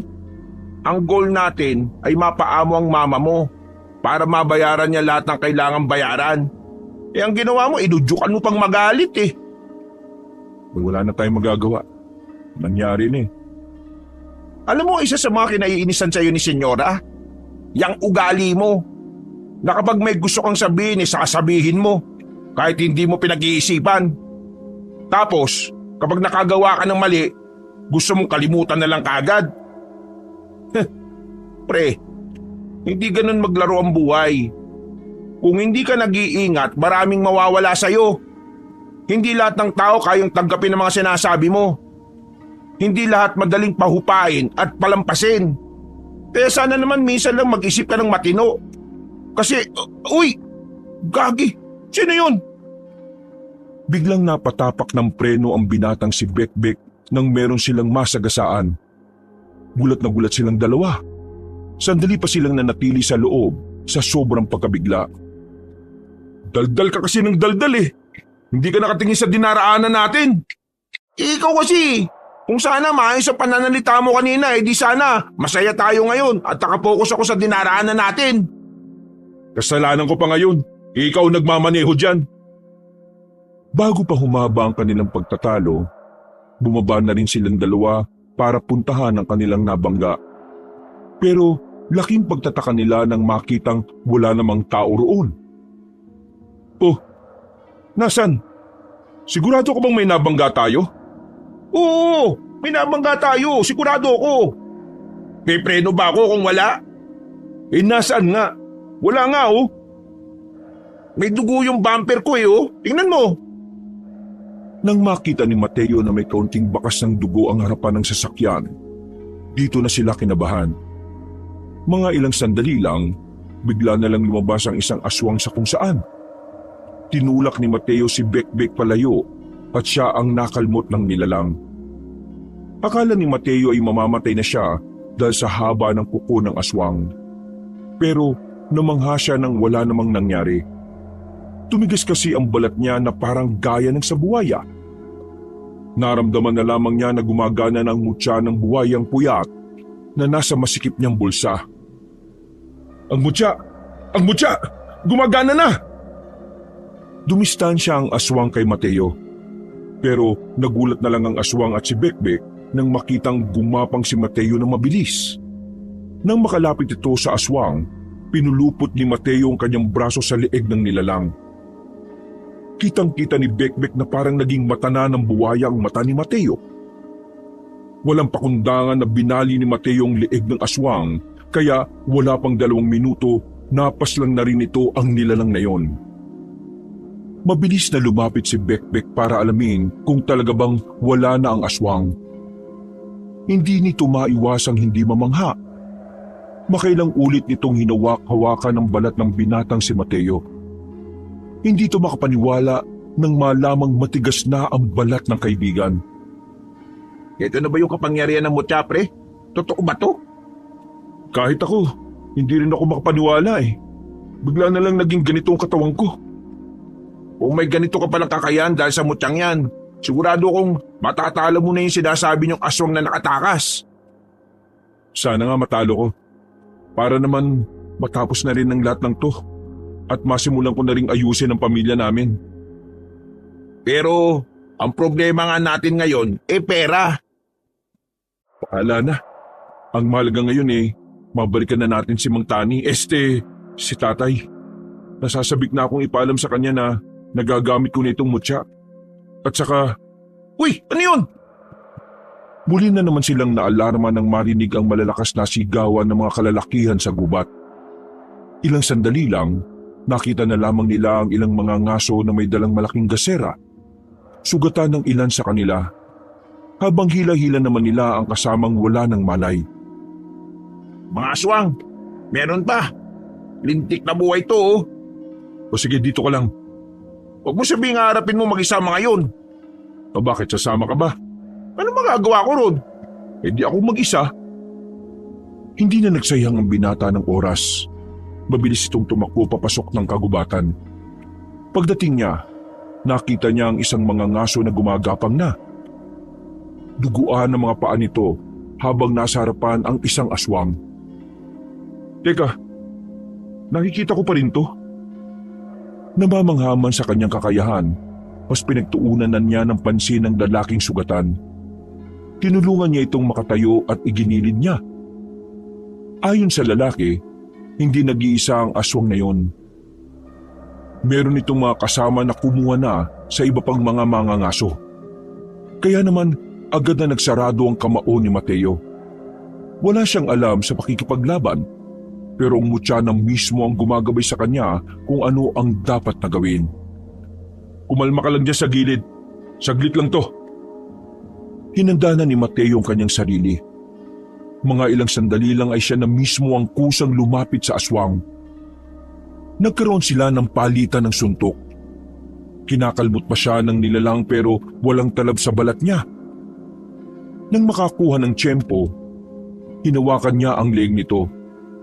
Hinigpitan niya ang pagkakasakal at saka sinuntok ng malakas sa sikmura. Pero hindi agad namatay ang aswang. Mas matibay ito kumpara sa una niyang nakalaban. Nagawa pa siya nitong suntukin sa muka pero wala pa ring ubra sa kanya. Kumakapal ang balat niya kapag nakakaramdam ng panganib. Kaya naman, walang nagawa ang aswang kahit na anong suntok at kalmot niya. Nasa aktong aatras na lang sana ito pero hinawakan ito ni Mateo sa kamay. Hinila niya pabalik at saka binalian ng braso. Nang kakagating pa siya nito, dinampot ni Mateo ang sanga ng puno at saka itinarak sa bumbunan ng aswang. Pagkatapos noon, nilapitan niya ang lalaki. O ano, kaya mo ba maglakad? Umalis ka na. Paglabas mo rito, may lalaking nasa sasakyan. Sabihin mo isasabay ka na sa pagpunta namin sa ospital. Susuyurin ko lang saglit itong area para malaman kung may aswang pa. Hindi na nag-atubili pa ang lalaki. Nagmamadali itong naglakad kahit na paika-ika. Samantalang si Mateo, nilibot niya pa ang buong paligid. Ang kaso nga lang, wala na siyang nakita pang aswang. Hindi na rin niya nabawi ang mga mangangaso na kinuha ng mga yon. Ganun pa man, bumalik na lang din siya sa sasakyan.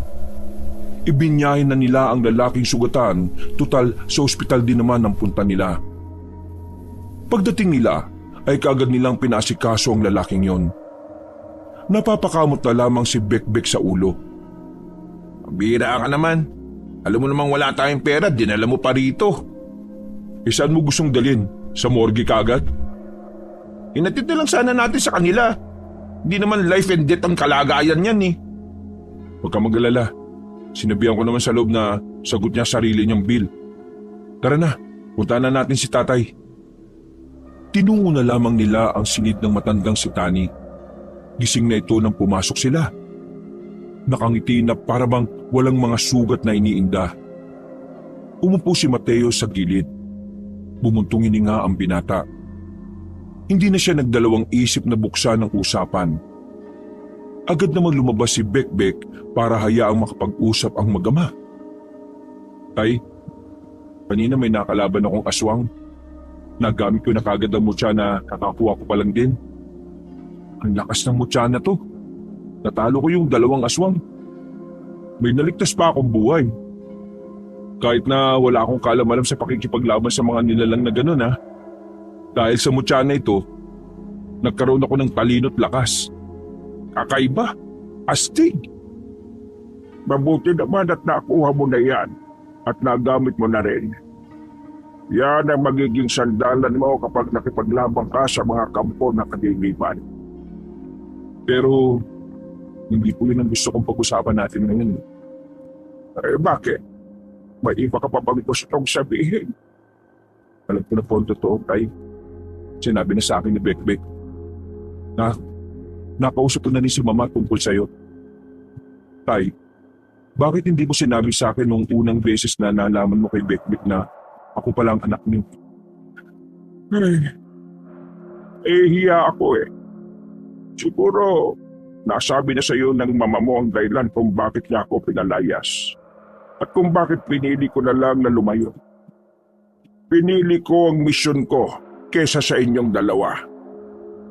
Pinili niyo ang buhay ng mas nakararami kesa sa buhay ng pamilyang kakabumo pa lang? Maiintindihan ko kung magagalit ka sa akin. Gaya ng pang-unawa ko sa galit ng mama mo. Pero, hindi ko basta pinili ang iba kesa sa inyo. Yun lang ang natataging paraan na alam ko para mailigtas din kayo sa kapahamakan. Nung panahon na yon, sobrang talamak ang mga aswang. Lalo na sa aming mga albularyo at manunugis. Nalalaman namin na sasakupin nila ang buong probinsya. Naalarma kami dahil malaki ang posibilidad na mangyari yon kung hindi kami magkakaisa. Oh, tama. Pinili ko ang buhay ng mas nakararami. Pinili ko na kalabanin ng mga aswang. Dahil kung hindi ako tutulong para pigilan sila, sa huli, pamilya ko rin ang mapapahamak. Kahit piliin ko kayo at makaligtas tayo, mapapahamak din tayo sa huli. Mahalaga ako sa samahan. Ako ang pinuno. Kung wala ako, mahirapan sila. Hindi kita pinipilit na maunawaan ako kaagad. Pero darating ang araw na maiintindihan ng mama mo at ikaw na kaya ko ginawa yon para lang din protektahan kayo. Napapailing si Mateo. Naiintindihan naman niya ang pinupunto ng ama. Pero ang hindi niya lang maintindihan ay kung bakit ni minsan hindi man lang ito nagkaroon ng oras para makipag-ayos sa kanyang ina. Ang lagi kasing sinasabi sa kanya ni Senyora Abella, pinabayaan na sila ng tuluyan. Pero hindi ka man lang ba naglaan ng oras, kahit konting oras, para makipag-ayos? Para ipaliwanag kay mama ang lahat? Kasi hanggang ngayon, iniisip niya pa rin wala kang pakialam sa amin eh. Anak, sinubukan ko. Ilang ulit. Halos 1 buong taon akong pabalik-balik sa asyenda. Pero hindi na ako makalapit sa kanya. Buhay pa ang lolo mo noon. Siya ang kalabang ko.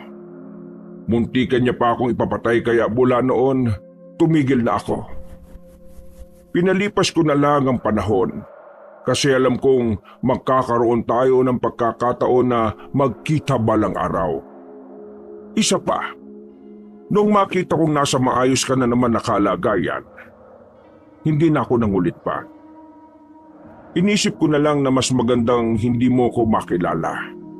Kasi ayaw kong guluhin pa ang buhay mong nasa maayos na. Akala niyo ba naging maayos ang buhay ko?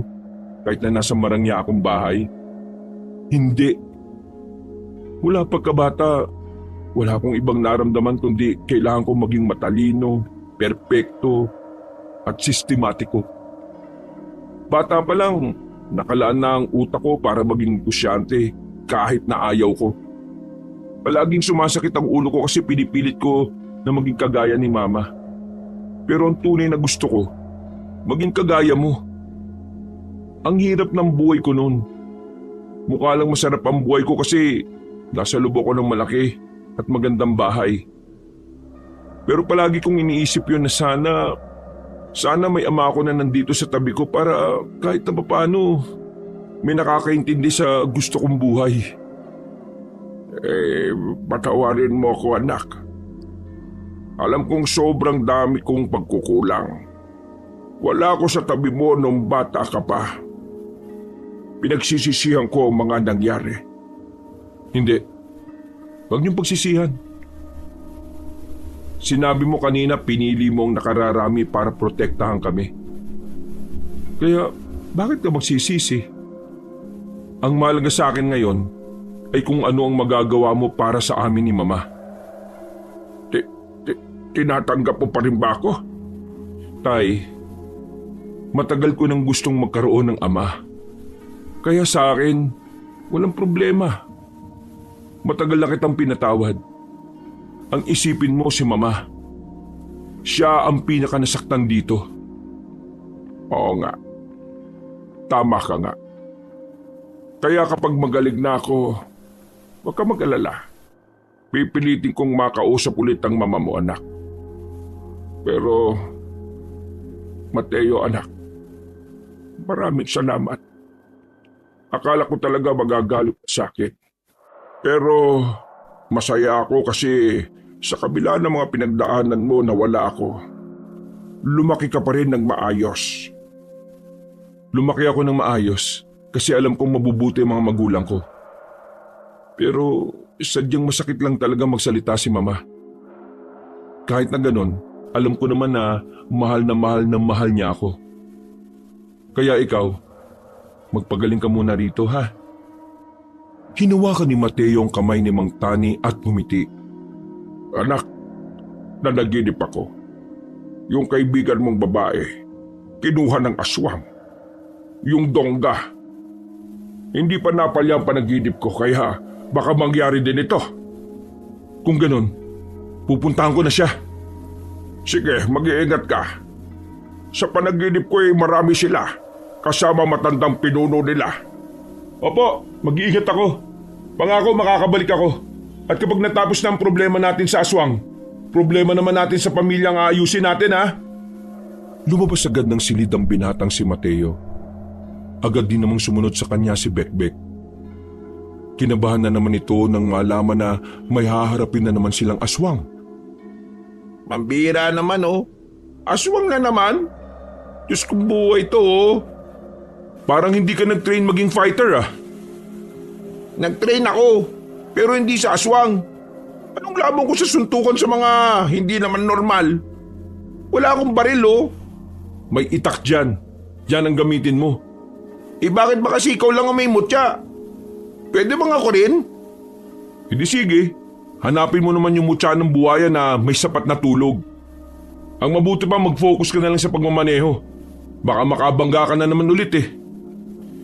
Bininisan ni Bekbek ang pagmamaneho para maabutan nila ang dalaga. Pero nang dumating sila sa bar, nakita nilang magulo na ang loob.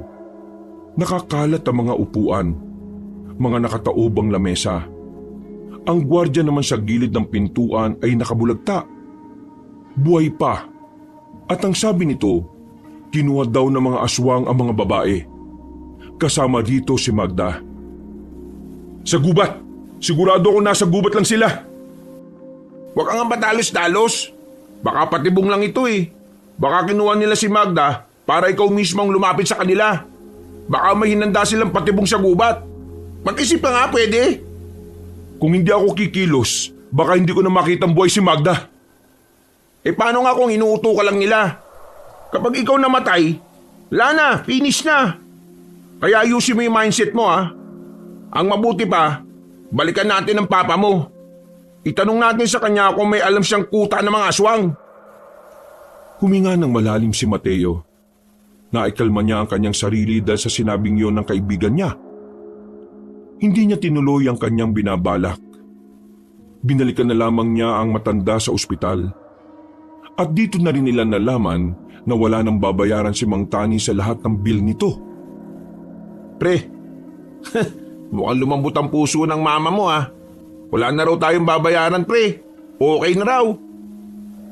Kahit na ganun yung si Mama, nararamdaman ko na di naman talaga siya masamang tao eh.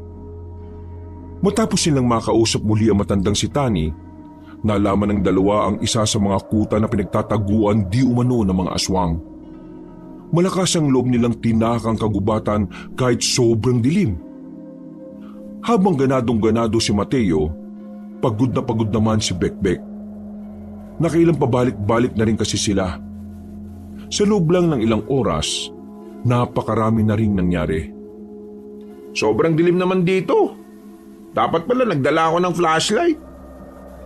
Tama lang na hindi ka nagdala para di tayo madaling makita ng mga aswang. Tara, sumunod ka lang sa akin. Nakikita ko naman ng malinaw ang daan eh. Bakit? Dahil mataas ang paningin ng mga buhaya? Kung buhaya kasi ang pinagkukunin ko ng mutya, eh di ba laging puyat? Malamang mataas ang paningin nun. Puyat ba naman kakabantay eh? Kumakamot-kamot na lamang ng ulo ang binatang si Bekbek. Nawala ang angas nito dahil sa dilim ng kanilang nilalakbay. Hanggang sa makalipas na nga ang halos 2 oras. Tuluyan ang nakaramdam ng panghihina si Bekbek. Namulikat na ang paa niya kakalakad. Kaya wala silang ibang pagpipilian kundi ang magpahinga na lang muna.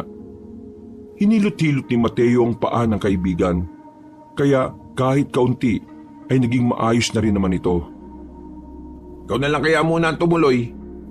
O bakit, natatakot ka ba? Buwang ka ba? Magiging pabigat lang ako sa'yo. May hawak ka namang itak eh. Kaya mo yan. Bakit, natatakot ka ba kapag wala ako? Marami yun, malamang. Pambira ka naman, Mateo. May mutya ka na nga, naduduwag ka pa rin. Ngayong alam ko na may ama ko, nagsimula na akong matakot mamatay. Sige na, sumama ka na. Magpahinga ka na lang dyan. Ay nako, kakaiba ka talaga kahit na kailan. Biruin mo, itataya mo ang buhay mo sa babaeng hindi mo naman kilala. Ililigtas ko siya bilang tao na nangangailangan ng tulong. Ano bang iniisip mo dyan? Ay nako, wag mo akong linlangin, no? Alam kong ililigtas mo siya kasi type mo siya. Lokohin mo ang lolo mong panot. Patay na si lolo, no? Ay, sorry. Rest in peace, Don Gustavo. Makalipas lang ng halos 10 minutong pagpapahinga, agad na rin silang nagpatuloy sa kanilang paglalakad. Noong mga sandaling yon, hindi na rin nila inintindi pa kung tama o mali ang kanilang dinaraanan. Basta't binilisan na lamang nila ang kanilang lakad. Nababahala na kasi si Mateo na baka ginawa ng pagkain ang mga dalaga, lalong-lalo na si Magda. Sa kanilang pagtsatsaga, natanaw na rin nila ng maliwanag ang lugar. May 4 na kabahayan doon na yari lang din sa kahoy. Pero may kalakihan. Kaya naman nakakasiguro si Mateo na maraming aswang ang naroon. Kumpirmado niyang aswang ang mga naroon dahil naaamoy niya ang mga yon. Hindi siya maaaring magkamali. Mutya na mismo ang nagsasabi sa kanya. Kung yan ang kuta ng mga aswang, anong unang gagawin natin? Kailangan na muna natin makasiguro kung diyan ba talaga dinala sila Magda.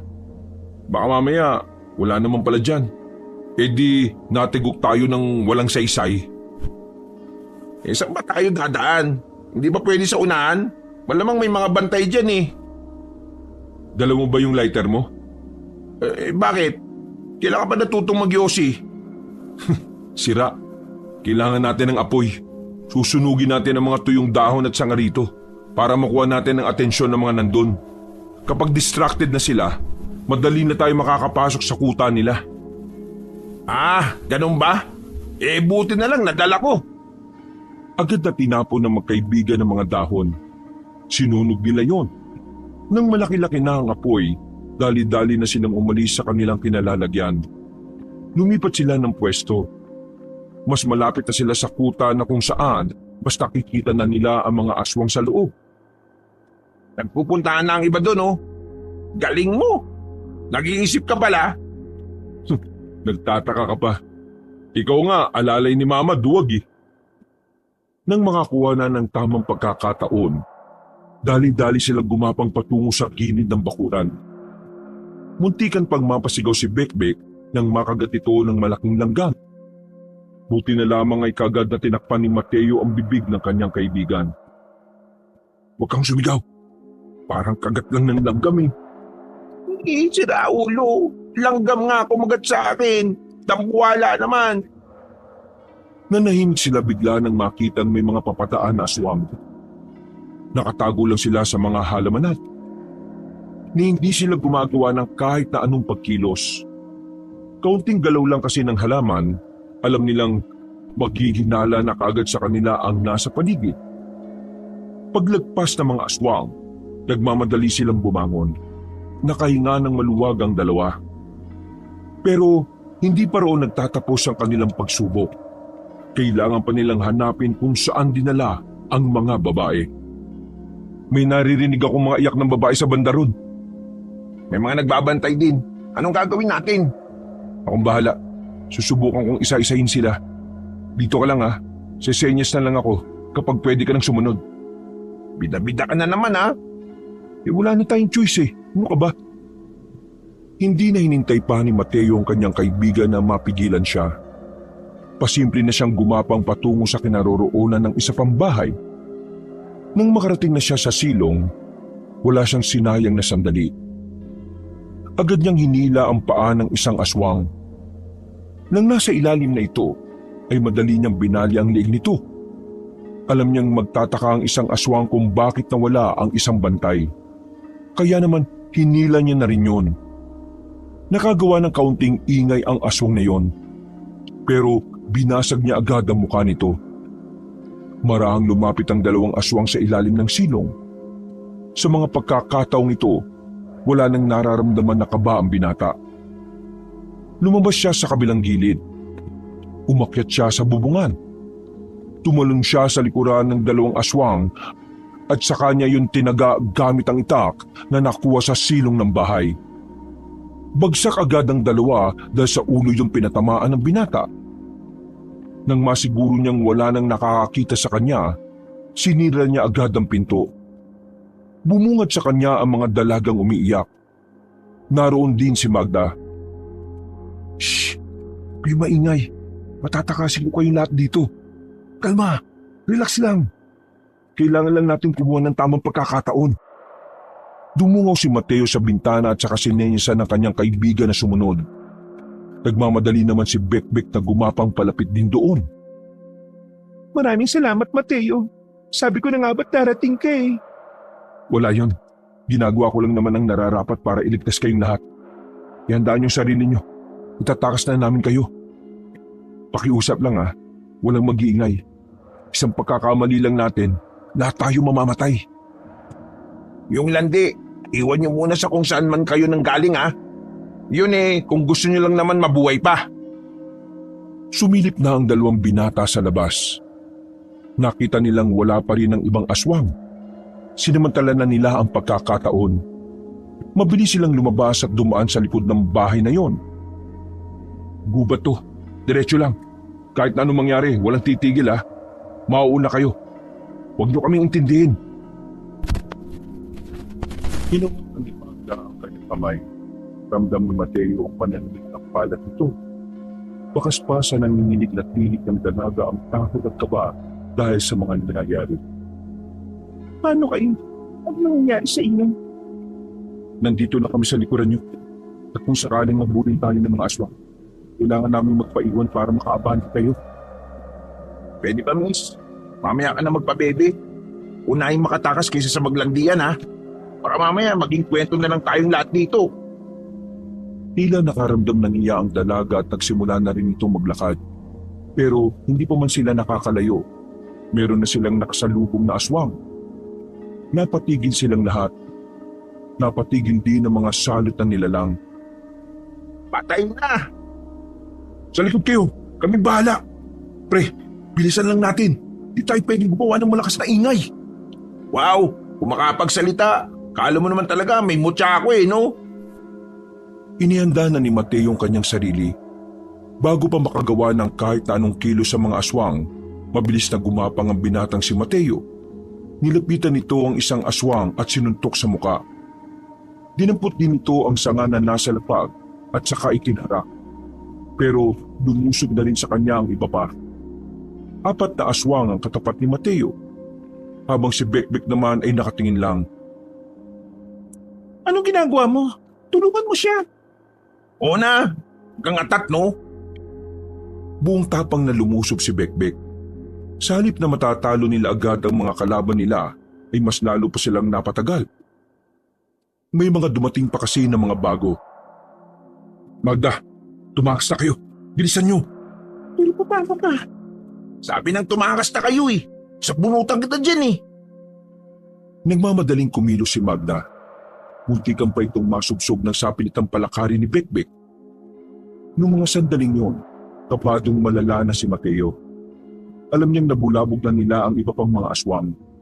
Kaya naman nakikita na niya ang susunod na mangyayari.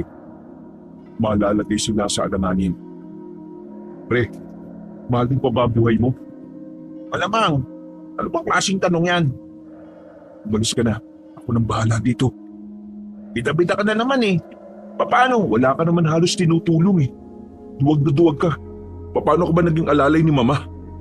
Alalay lang ako ng mama mo. Pero hindi ako ang pinaka-personal na bodyguard niya. Nung nakaraan ko nga lang nagamit ang baril ko eh. Isus, pambira ka. Sige na, alis ka na. Masyado mo yata ako minamalit eh. Tingnan mo lang kung paano ako makipaglaban kapag hindi na natatakot. Ang kulit mo. Baala ka na nga. Hindi nagtagal, may mga dumating na ring aswang. Pinalibutan sila ng mga ito. At kasama na ng mga ito ang matandang lalaki na sa kanilang palagay ay ang pinuno ng mga aswang na sinasabi ni Mang Tani. Ang kaninang nagtatapang-tapangan na si Bekbek ay tila napahag na naman ang buntot. Napahigpit ang pagkakahawak ni Bekbek sa itak. Si Mateo naman ay agad na pinaggana ang kapangyarihan ng mutya. Pumapala at tumigas na rin ang balat nito. Pero bago magsimula ang laban, nagpakita na rin ang matandang lalaki. Ang lakas naman ng inyong loob na magtungo sa lugar kung saan maaari kayong mamatay. Sure ka ba na dito kami mamamatay? Hindi ba pwede doon? Sa banda ron? Bakit mo ba kinakausap yan? Pinapahaba ko lang oras para mahaba din ang oras bago tayo mamatay. Ikaw, iyo. Ikaw na merong mutya. Bibigyan kita ng pagkakataon na isuko mo sa akin ang mutya at hayaan ko kayo makalis. Bakit ko naman gagawin yun? Kung kaya naman kitang labanan. Sigurado ka bang kaya mo ako? O baka nadadala ka lang ng emosyon mo? Bakit hindi na lang natin subukan? Pambira naman talaga to. Nakikipagyabangan pa eh. Papalagang kita kung tayong dalawa lang. Walang makikialam. Kung yan ang gusto mo, sige, ibibigay ko sa'yo. Pre, gumilid ka lang. Sakaling makita mong tagilid na ako, umalis ka na kaagad ha. Hindi na hinintay pa ni Mateo na kumontra ang kanyang kaibigan. Lumapit na siya sa harapan ng matandang lalaki. Pinakita niya kaagad ang kapangyarihan ng mutya ng buwayang puyat. Mas lumitaw ang kakaibang balat ni Mateo. Mabilis na tumakbo si Mateo palapit kay Mang Borong. Magkakasunod na pag-atake ang kanyang ginawa. Tinamaan niya agad ang matanda at tumilapon ito sa harapan ng mga aswang. Akmang lalapit ang mga aswang pero pinigilan lamang ito ng matanda. Huwag kayo makikialam. Gusto kong masolo ang isang ito. Nagpakita naman ng nakakainsultong ngiti ang matandang lalaki. Mga ilang sandali lang ay agad na rin itong nagbago ng anyo. Malakas ang puwersa ng matanda nang magbunuan ng dalawa. Sinuntok nito si Mateo sa tiyan, pero dahil sa kapal ng balat ng lalaki, hindi yun umubra. Nahawakan naman ni Mateo ang kamay ng matanda. Buong puwersa niyang pinihit ang kamay nito. Sa isang iglap lang, nabali agad ang kamay ni Mang Borong. Ikinagulat yun ng lahat ng aswang. Pero hanggang sa mga sandaling yun, hindi pa rin siya nakikialam. Masyado kasing mataas ang tingin ng matanda sa kanyang sarili. Sa isip-isip ni Mateo, para bang merong mali sa nangyayari. Hindi niya kasi maramdaman kung gaano kalakas ang kalaban niyang matanda. Pakiramdam lang niya ay napakalayo ng agwat. Siguradong tinatago lang niya ang totoo niyang lakas. Di ako pwedeng maging kampante. Parang walang nangyari nang muling lumapit sa kanya si Mang Borong. Mabilis pa rin ang pagkilos nito. Sa katunayan, nagawa na nitong ipatama ang bawat kalmot at suntok nito sa binata. Ang kaso nga lang, sadyang makapal at matigas talaga ang balat ni Mateo. Walang iyakang tao ka! Bakit hindi ka tinatablan ng mga ginagawa ko? Ginagalit mo talaga ako, ha? Kagaya ng pagkakaalam mo, mutya ng buwayang puyat ang gamit ko. Hindi tatalab sa akin ang mga simpleng pagkalbot at suntok mo. Kaya naman, ilabas mo na ang totoong lakas mo.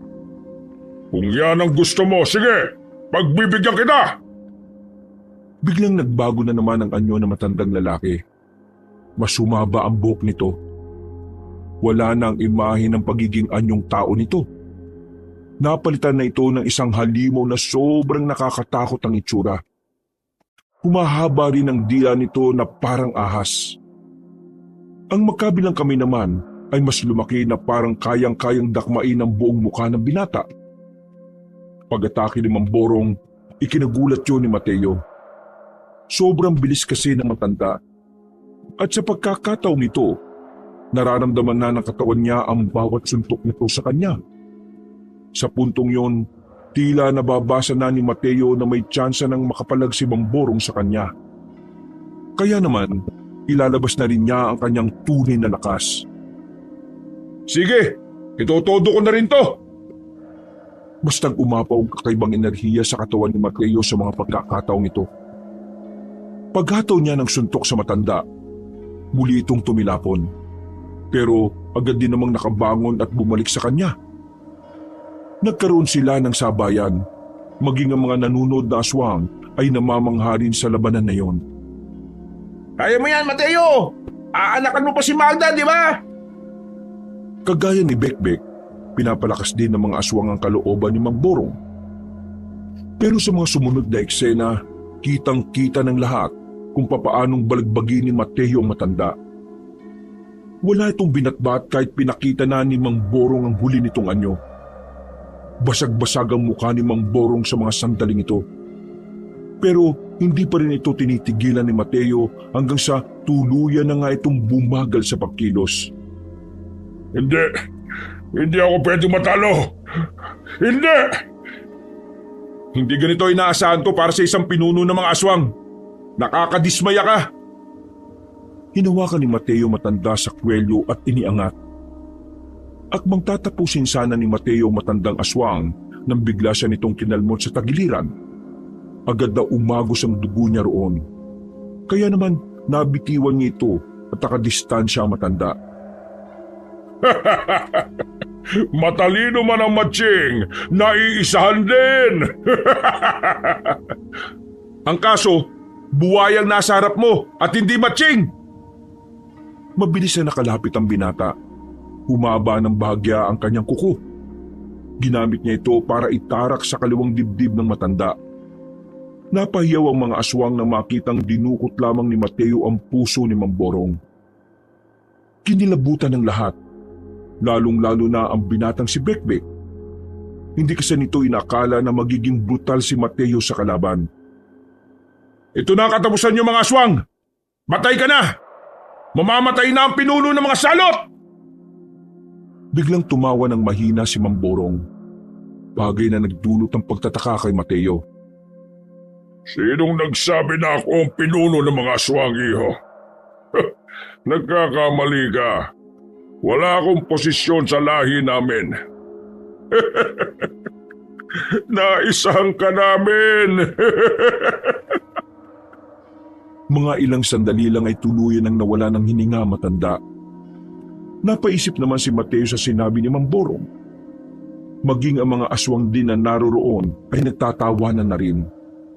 Tila isang malaking insulto kay Mateo ang mga naririnig niya. Nasa akmang lulusubin na niya ang mga aswang nang may marinig siyang pamilyar na boses. Sinukat lang namin kung hanggang saan ang lakas mo. At ngayong nakita ko na ang kapasidad ng mutya. Ngayon ko lang ipapaalam ang katotohanan na di mo gugustuhin malaman. Boy, hindi si Mamborong ang pinuno ng mga aswang, kundi ako! Nagsarado ang kamao ni Mateo sa kanyang narinig. Gusto niyang lusubin agad ang binatang yun pero nakaramdam siya ng kakaiba nun. Paano ikaw ang pinuno? Yang hinahina mo nga nung una kang makalaman ni Mang Tani. Kung ipapakita ko kagad ang tunay kong lakas sa unang pagkikita, di nalaman niyo kagad kung paano ako tatalunin. Siyempre, bago ko ipaalam kung sino ako, Kailangan ko munang patayin ang taong tumutulong sa inyo. Kaso hindi siya namatay. May hina rin ang mga aswang na pinadala mo sa kanya eh. Yung matandang albularyo na yon, hindi namatay. Tingnan mo nga naman, matagal din palang mamatay ang mabubuting damo. Hindi naman damo si Mang Tani, tanga ka pala eh. Mas tanga ka. Hindi ka ba nakakaintindi ng matalinghagang salita? Manda ka na, Bekbek. Ngayon ko kailangan ng tulong mo. Mga kasama, lusubin niyo ang dalawang yan. Gusto kong ubusin niyo muna ang lakas ng isang yan bago siya humarap sa akin. Para wala nang kahirap-hirap na papaslangin ko ang mahinang nilalang na yan. Hindi nagtagal, makakasabay na lumusob ang mga aswang. Malakas-lakas pa rin naman si Mateo. Pero hindi niya may kakaila na hindi na siya kagaya ng simula. Sa pakikipaglaban niya sa mga aswang, marami agad ang napatumba nila. Si Bekbek naman ay may mga sugat na rin. Pero patuloy lang ito sa pakikipaglaban. Parang wala man lang itong nararamdamang takot sa mga sandaling ito. Pre, hanggang kamatayan na to. Walang mamamatay. Dumikit ka lang sa akin. Hindi niyo kakayanin ng mga bataan ko. Marami pa sila. Wala pa sa kalahati ang nababawas niyo. Duwag ka ba? Pinapauna mo mga kasama mo dahil takot ka mamatay? Mabuti pa yung matanda kanina eh. Kahit na alam niyang hindi siya mananalo, lumaban siya na mag-isa. Eh ikaw, isa kang kahiyan sa lahi ng mga aswang. Naturingan ka bang pinuno niyan ha? Kadiri ka? Yak! Ews! Pinuno lang umaasa sa mga tauhan niya. Maya ka nga sa balat ni Mateo. Humugot na malalim na paghinga ang lalaking si Donga. Medyo nainsulto siya sa sinabing yun ng dalawa. Kaya naman, habang nagkakagulo pa, pinatigil niya na ang mga kasamahan niya. Humarap na si Donga kay Mateo. Sa pagkakataong ito, medyo inihingal na rin ang binata. Pahina na rin ng pahina ang kapangyarihan ng mutya. Nagamit na kasi niya yon sa laban pa lang nila Mang Borong. Sige, magbunuan tayong dalawa. Tayong dalawa lang, hanggang kamatayan. Pero kapag ikaw napahiga, papatayin ko itong kaibigan mo maingay. Mapapahiga mo ko? Managinip ka na lang ng gising. Hindi nagtagal, nagbago na rin ang anyo ng lalaking si Donga. Hindi pa man lumalapit ng aswang na ito, ay nagtitindigan na ang balahibo ni Mateo. Nakakaramdam siya ng matinding takot kahit natangan niya pa rin ang mutya ng buwayang puyat. Kita-kita sa mukha mo ang takot. Pinagpapawisan ka na yata eh. Mas kapalan mo ang balat mo dahil ngayon hindi kita sasantuhin. Dahil tensyonado na ang binatang si Mateo, wala itong nagawa nang lumapit sa kanya si Donga. Naramdaman na lamang ni Mateo ang mabigat na kamay ni Donga sa kanyang sikmura. Dinig niya pa ang tila pagkakabasag na matigas niyang balat. Tumilapon ang binata, pero pinilit niyang hindi mapabulagta. Kumapit siya sa lupa. Pinilit niyang makatayo ulit kahit na ramdam niya ang sakit sa kanyang sikmura. Sa mga sandaling yon, kitang-kita na niya ang pagkakaiba nila sa lakas. Dahil kasi sa pagbuhos niya ng kanyang lakas kay Mamborong, pakiramdam naman niya ay mahina na ang katawan niya. Pero tumingin siya kay Bekbek. Ang kaibigan na lamang niya ang kinukuhanan niya ng lakas. Kapag nagpatalo siya, mamamatay ito. Eto pa! Nanlaki ang mga mata ni Mateo nang nasa gilid na naman niya si Donga. Mabuti na lang ay kinaya niyang makailag. Tumalon siya palayo. Pero pagbagsak niya, sinundan agad siya ni Donga. Tinamaan siya sa muka. Bumalandar siya sa tapat ng malaking puno. Pinilit niya pa ring hindi mapahiga. Tinibayan niya ang kanyang tuhod. Pagtingin niya kay Donga, ay gumigewang-gewang ito sa paningin niya. Nakakaramdam na siya ng pagkahilo. Pre, huwag kang susuko. Isipin mo na lang si Mang Tani at Senyora Abella. Ayusin mo pa ang pamilya mo kaya dapat kang lumaban. Napangiti si Mateo sa kanyang narinig. Kahit na papaano, lumakas ang kanyang loob. Nagkaroon siya ng lakas para mas lalong tibayan at labanan ang kanyang kalagayan. Akala mo ba hayaan ko na lang na manalo ka sa laban na to? Patayin mo muna ako! Madali naman akong kausap eh. Dinakma ni Dongga ang kanyang muka. Pilit itong dinudurog ang muka ni Mateo. Buti na lamang ay nakabuelo si Mateo para masuntok na malakas si Dongga. Tinamaan niya yon sa tagiliran. Dahil sa kanyang ginawa, nagkaroon siya ng pagkakataon para makadistansya. Hindi na nagsayang ng oras si Mateo. Sinundan niya ang suntok na yun. Pero sa kasamaang palad, nahawakan ni Dongga ang kanyang kamao. Hinila siya nito at sinalubong ang malakas na namang suntok. Nabasag naman ang balat niya sa bandang dibdib. Tumilapon si Mateo sa harapan mismo ni Bekbek. Buti na lamang ay nasalo siya nito kaya hindi ito tumumba. Pre, ayos ka lang? Kita mo ng bugbog yung tao, tatanungin mo pa ako ng ganyan. Wala lang. Gusto ko lang magtanong. Pre, sakaling mamatay ako dito, pakisabi kina tatay at mama na mahal ko sila. Inuutusan mo pa ako? Huwag ka nang mamatay para ikaw na magsabi, no? Ibubuhos ko na ang natitirang lakas ko. Muling tumindig ng tuwid si Mateo. Basag-basag na ang ibang parte ng balat ni Mateo. Kahit na alam niyang mas mararamdaman na niya ang mga susunod na atake ni Dongga, hindi na ito nagpakita pa ng takot. Nawala na ang takot ito sa mga pagkakataong yon. Dahil ang iniisip na lamang ni Mateo ay ang kanyang mga magulang. Nakapag-abili ka na ba sa kaibigan mo? Kasi ngayong gabi, ihatid na kita sa Diyos-Diyosan niya. Umangil ng malakas si Dongga. Tila tuwang-tuwa naman ng mga aswang na nanunood. Sa pagkakataong ito, inihanda na ulit ni Mateo ang kanyang sarili. Bumuntong hininga ang binata. Kahit medyo nanlalabo ng paningin, nanatiling nakatuon ng kanyang atensyon kay Dongga. Nang makita niyang papalapit na ito sa kanya, inipon niya ang lahat ng lakas niya sa kanyang kamao. Ito na lang ang natitira niyang pag-asa. Kapag hindi umubra ang suntok niya, katapusan na nilang dalawa ni Bekbek. Sandali siyang napapikit. Lihim siyang humiling sa Panginoon na sana ang pagkakataong ito ay maging liwanag para sa kanya. Nang idilat niya ang kanyang mga mata, nakita na niya si Dongga na nasa kanyang harapan. Biglang uminit ang mga mata ni Mateo. Bumigat din ang kanyang kamao.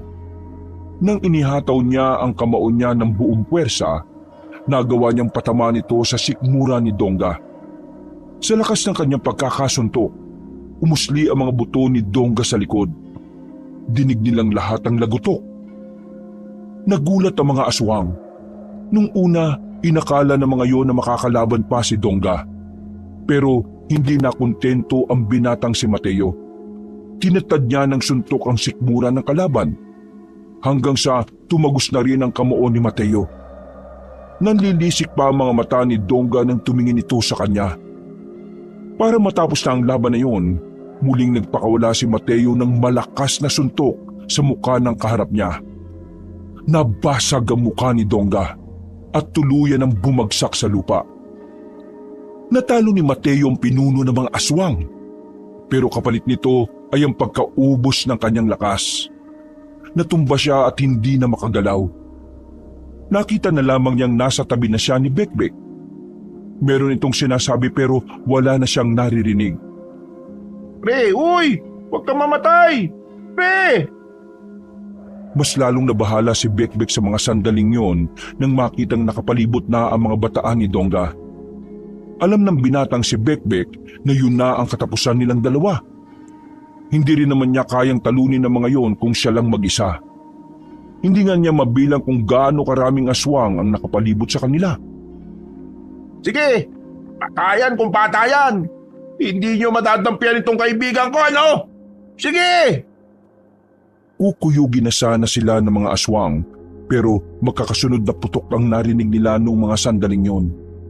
Napadapa na lang din si Bekbek. Makalipas lang ang halos 2 minuto, bumulagta na ang mga aswang. Lumabas sa kadiliman ang mga armadong lalaki. Nagpakilala ang mga yon na tauhan ni Senyora Abelia. Nalaman nilang nag-uusap pala si Mang Tani at Senyora para respondihan si Mateo. Nang maubos na ang mga aswang, agad na binuhat ng mga kalalakihan si Mateo. Wala na ring malay si Mateo ng mga oras na yon. Paggising niya, Ilang araw na pala ang nakalilipas. Nakakatayo na si Mang Tani. Sa katunayan, ito ang nagbantay sa kanya. Sa gilid naman, naroon din ang kanyang ina. Ma, Tay, nandito kayo? Anak, masaya kami ng mama mo na nagkamalay ka na. Kaya ayaw kong pumasok ka sa ganyan kasi ayaw kong matulad ka sa ama mo na lagi na lang nasa panganib ang buhay. Ma, huwag na po kayong mag-alala. Tapos na po ang laban. Nag-usap na kami ng mama mo. Napagkasunduan namin na total tapos na ang problema natin sa aswang. Tutulungan mo ang mama mo sa negosyo, anak. Kailangan kanya. Pero paano mga aswang? Wala ng mga aswang. At kung meron, ako nang bahala ron. Marami akong kakilala. Bubuo kami ulit ng samahan para labanan ng mga yon. Sa ngayon, gusto kong ituon mo muna ang sarili mo sa buhay na mas ligtas at mas magiging panatag ang kalooban ng mama mo. Ito ang panahon ng bagong buhay natin. Tutulungan mo ako sa negosyo. Itong tatay mo naman ang pansamantalang papalit sa iyo. Kapag naipasa na niya ang posisyon niya, susubukan natin ulit na mabuo ang pamilya natin. Tama po ba yung narinig ko? Naipaliwanag na sa akin lahat ng tatay mo at napatawad ko na rin siya. Pero hindi pa rin kami nagkakabati.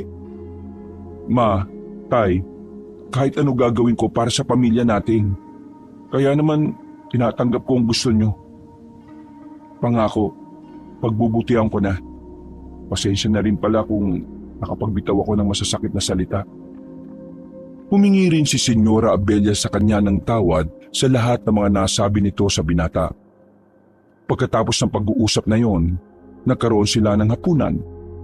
Magkasama silang tatlo sa iisang lamesa. Sobrang saya ni Mateo ng mga pagkakataong yon. Hindi niya inakala na darating ang tagpong yon. Naalala niya pa noon na pinapangarap niya lang yon. Sa paglipas ng ilang araw, mas naging maganda ang samahan nilang magpamilya. Unti-unti na rin nagkakasundo ang kanyang mga magulang. Habang siya naman, balik sa pag-aaral sa negosyo. Tinutulungan siya ni Bekbek sa lahat ng kanyang dapat na malaman. Mula noon, nakontento na sa buhay si Mateo ngayong buo na ulit ang kanyang pamilya. Masaya na siya at wala nang mahihiling pa. Kasabay ng pagkabura ng mga aswang sa kanilang probinsya ay ang pag-usbong ng bagong buhay ni Mateo kasama ang pinakamamahal niyang tao, ang kanyang ama at ang kanyang ina na matagal na niyang pinapangarap na makapiling. Di nagtagal, nagkasundo rin sila ni Magda. Nagkaroon sila ng sariling pamilya at nagkaroon rin ng mga anak. At doon na nga nagsimula ng panibagong buhay si Mateo at bumuo ng masagana at masayang pamilya. Wakas,